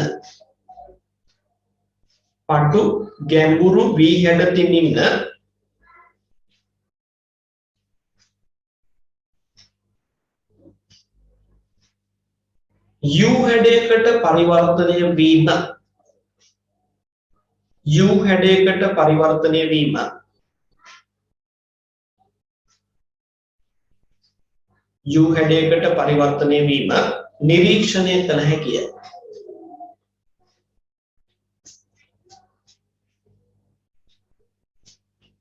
හොඳයි. එහෙනම් ඔන්න දැන් අපි පළවෙනි අවස්ථාව දෙවෙනි අවස්ථාව ක්‍රියාවලිය පැහැදිලි කළා. ඒකම අපි හරස්කඩේ ස්වභාවයත් කියාගෙන ආවා. නේද? මේ අවස්ථාවේ කාදනය ප්‍රබලයි මොන කාදනයද? පතුල් කාදනය. ගැඹුරට හැරීම. ඒ නිසා පටු නමුත් ගැඹුරු V-shape නිම්න හැදෙනවා. මේකට එනකොට ජල භාරය වැඩි, කාදනයෙන් එකතු කරගත්තු ජීර්ණක ද්‍රව්‍යයක් තියෙනවා. ඒවත් ඉස්සරහට තල්ලු කරන්න වෙලා තියෙනවා. ප්‍රධාන නිම්නය තමයි ඔක්කොම ටික කියන්නේ. ඒ නිසා නිම්නය පුළුල් කරලා ඉඳ හදාගත්තේ නැත්නම් යන්න බෑ. ඒ නිසා මොකද කරන්නේ? දැන් බෑවුම් අනුක්‍රමණය අඩු හින්දා නිම්නය හරන්නත් බෑ. තල්ල ජලයේ වේගය අඩුයි. ඒ නිසා මෙයාලා පුළුවන් තරම් කරන්න යන ජීර්ණක ද්‍රව්‍ය වලින් යුරු හාර නිම්නය පුළුල් කරගන්නවා. පුළුල් කරගෙන ද්‍රව්‍ය පරිමාණය කිරීම කරනවා. ඒ නිසා මේ කොටසේ මැද කොටසේ ප්‍රධාන ක්‍රියාවලිය පරිමාණ ක්‍රියාවලිය. හොඳයි. අපි යන් තුන්වෙනි අවස්ථාවට වෘද්ධ අවස්ථාවේ ක්‍රියාවලිය පැහැදිලි කරා. මේ කොටසට එනකොට මොකද්ද ක්‍රියාවලිය? දැන් ඔන්න අපිට පේනවා පෙර අවස්ථා දෙකටම වඩා ගංගා නිම්නය දැන් වැටලා තියෙන පුළුල් තැන්නක. ඒ නිසා ගලායන ජලයේ වේගය ඉතාම අඩුයි. චාලක ශක්තිය දුර්වලම අවස්ථාව කියලා මේ අවස්ථාව පෙන්නලා දෙන්න පුළුවන්. එතකොට මේ දුර්වලම චාලක ශක්තිය නිසා මේ වෙනකොට අපිට පේනවා කාදනය 100%ක්ම නැවතිලා දැන් කාදනයක් වෙන්නේ නැහැ. අර පරිවහණය කරපු ද්‍රව්‍ය ටික දැන් ඔන්න වෘද්ධ අවස්ථාවට සැපයලා තියෙනවා. කොහොම හරි ඒ වෘද්ධ අවස්ථාවට සැපෙච්ච ද්‍රව්‍ය ටික අර දුර්වල චාලක ශක්තිය නිසා තව දුරටත් ඉස්සරහට ගෙනියන්න බෑ. ඒ නිසා මේ ගංගාවේ අවසාන කොටසෙදි සිද්ධ වෙන්නේ දුර්වල චාලක ශක්තිය නිසා පරිවහණය කරපු ජීර්ණක ද්‍රව්‍ය ජීර්ණාවශේෂ ද්‍රව්‍ය මේ කොටසෙදි නිදි සාධනය කිරීම කරනවා. ඒ නිසා වෘද්ධ අවස්ථාවේ ප්‍රධාන ක්‍රියාවලිය වෙන්නේ නිදි සාධන ක්‍රියාවලිය. අපි ඒක ලියමු. නිදි සාධන ක්‍රියාවලිය. ඔක කතා කරලා නෝට් එක ලියලා අදට නවත්තමු ඈ. පැය දෙකම කරන්නේ නැහැ. විනාඩි 15ක් විතර කලින් නවත්තමු. හොඳයි අපි ලියමු. එයද වෘද්ධ අවස්ථාවට එළඹෙන විට වෘද්ධ අවස්ථාවට එළඹෙන විට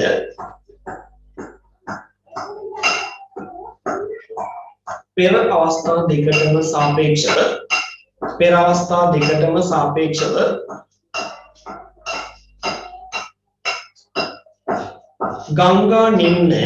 ගංගා නිම්නය පුළුල් තැනිතලාවකට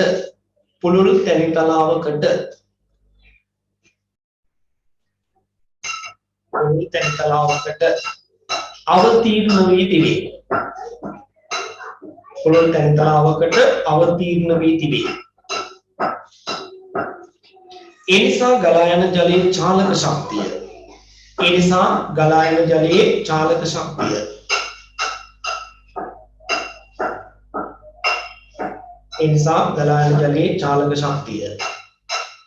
දුර්වලම මට්ටමකට පත් වී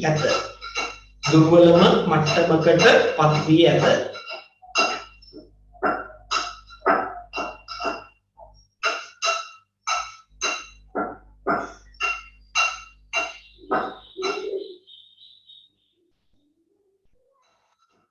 එබැවින්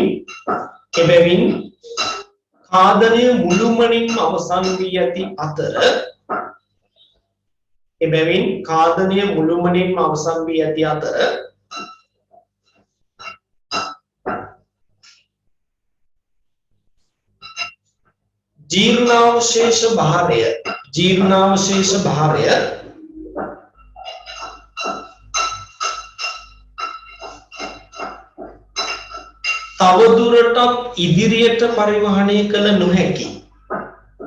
ජීර්ණාවශේෂ භාරය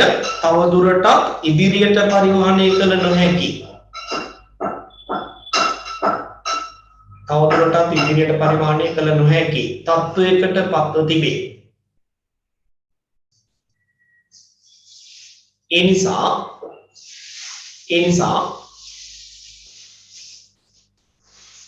වෘද්ධ අවස්ථාව තුළ ප්‍රධාන ක්‍රියාවලිය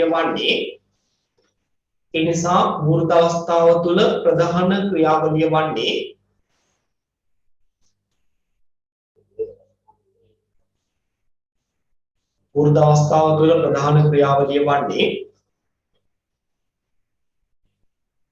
පරිවහනය කරන ජීර්ණාවශේෂ නිදි සාධනය කිරීමයි. වෙන වර්ණකින් ලියන්න නිදි සාධනය කිරීමයි කියන කොටස. පරිවහනය කරන ජීර්ණාවශේෂ නිදි සාධනය කිරීමයි.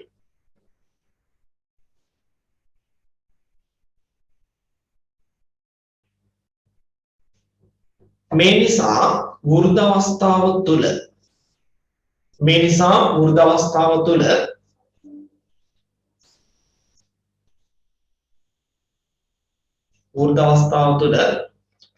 ගැඹුරින් අඩු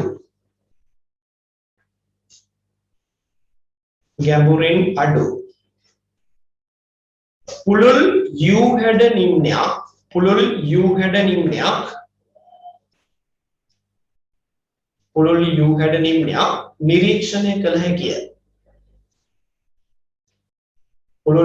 නිම්නයක් නිරීක්ෂණය කළ හැකිය.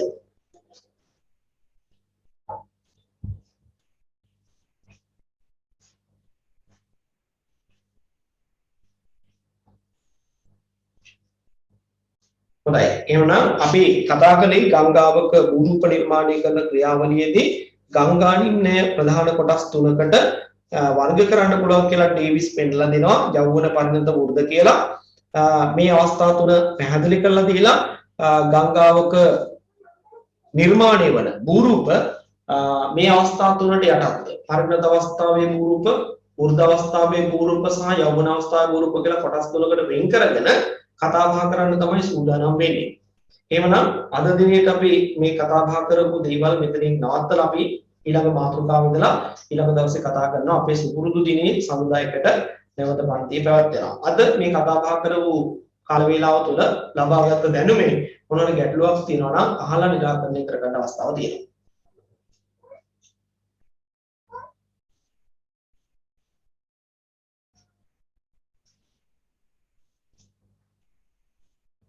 මොනවාක ගැටලුවක් තියෙනවද ළමයි?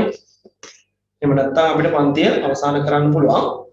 රිවිෂන් වලට අවශ්‍ය කරන දේවල් සියල්ල දැන් සම්පාදනය කරලා අවසానයි.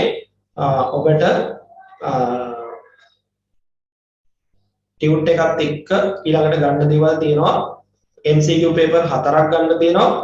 ඊළඟට රිවිෂන් පන්ති සිතියම් අභ්‍යාස, ඊළඟට රෝග සිතියම් ලකුණු කරන අභ්‍යාස, ඊළඟට රචනා ප්‍රශ්න වලට උත්තර ලියන්න කලින් පාඩම් ටික නැවත මතක් කරගන්න.